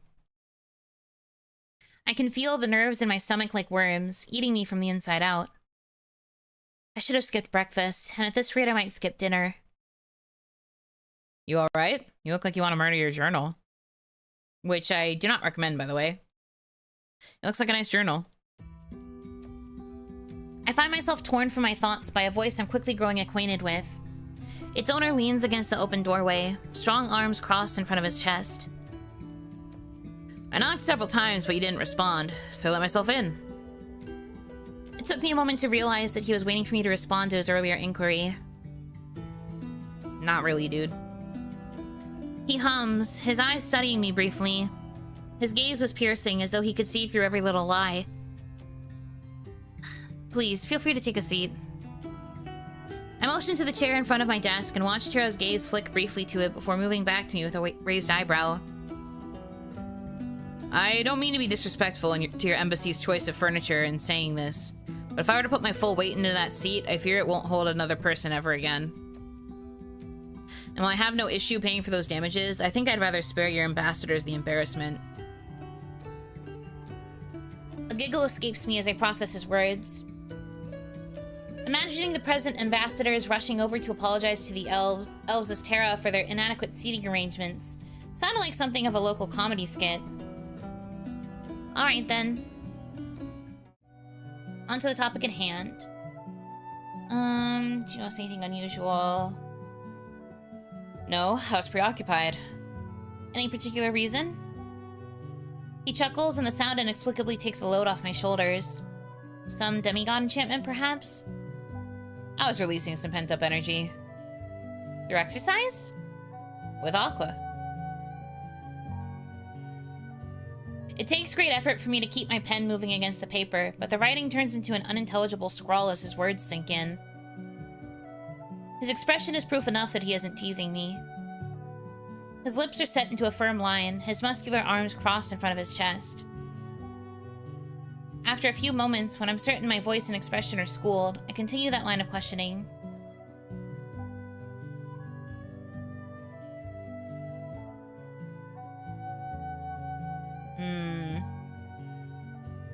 He was hooking up with the Waterman. I mean, Waterman did also openly flirt with the General. Waterman swings both ways very openly. I'm guessing they all do. Considering you can choose to have he, him pronouns or they, them, I'm guessing they're just all very pan. Let's see.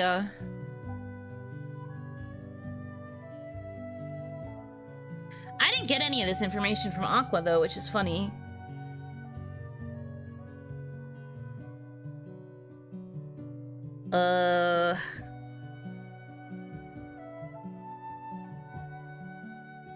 So you're each other's alibi?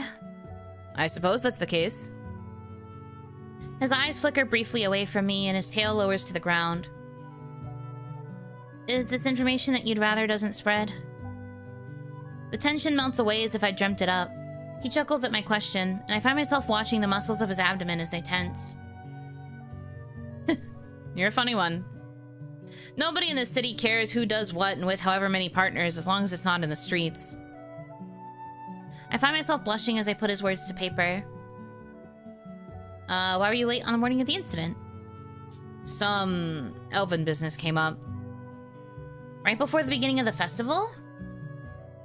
Eyes up here, lady. Yeah, true. It goes both ways. When you live as long as I do, investigator, you come to realize that there's two kinds of business. There's the business you can put off, and the business you can't. Usually, if you don't handle the first, it becomes the second. I try not to make that mistake. That's very organized of you. I find myself smiling at his explanation. The compliment comes out accidentally, and it earns me a bright grin. Thank you. His tone softens slightly, a low, warm rumble compared to his usual demanding voice. I almost find it difficult to focus on the work at hand.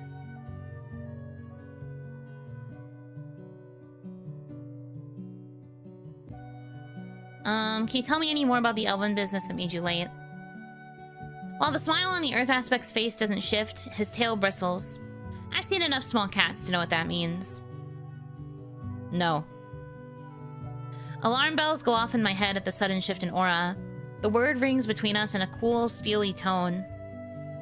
I've hit a wall with this line of questioning. Or perhaps I realize that it's simply best that I don't push it for now. Alright, my apologies. Better move on to another question. Who do you think is responsible for the incident? Latera's eyes narrow at my question, his lips pursing into a scowl. Whoever they are, they couldn't have escaped far. I've put Omnis into lockdown. No one can leave or enter. That wasn't my question. His eyes, like molten gold, slid to me, and for a split second I could imagine what it was like to be this man's enemy. To stand against a man who could move a mountain. Literally. Someone or something that wishes to weaken us. To drive fear into the hearts of our people. And when I find them, I will tear them to pieces with my bare hands and let them rot on the altar of celebration until the crows have picked the meat clean from the remains and the bear rats have dissolved the bones with their shit. It takes me a moment to close my mouth and remember to write this down. Silence stretches out between us, the only sound of ink on paper before I look up at the demigod before me, another question in mind.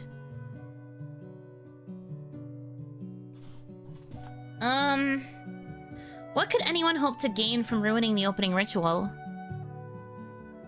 Attempting to sow the seeds of panic and fear in our people is futile. Most of them have lived too long, are too emboldened by their love, faith, or hope to truly let one minor attempt on their lives shake centuries of mental and emotional training. So you believe the goal of the events is purely to free the goddess? That, or to shake Mors Mortis' position in our society. I pause, having completely missed this angle.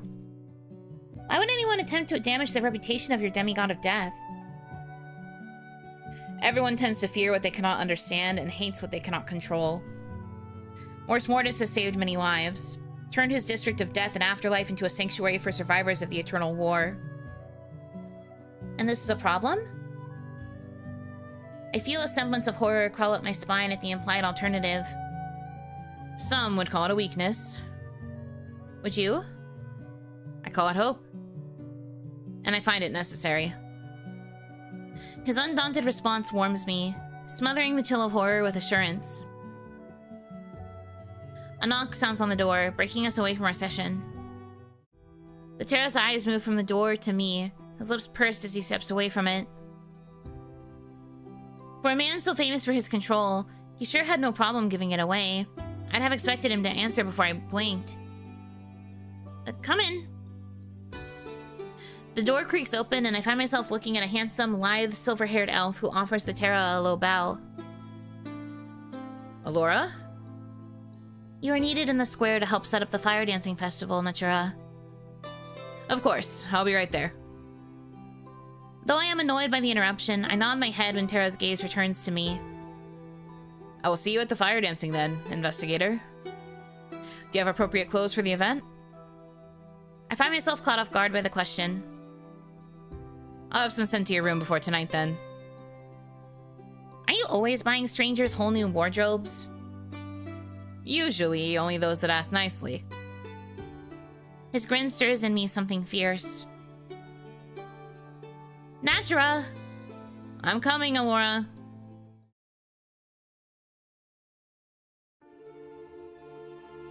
Whoopee! I guess that's all we get for the demo. Down bad, down horrendous. I can't help it, he's pretty. I think my overall impression of the game is that I do like it. I am intrigued by the story.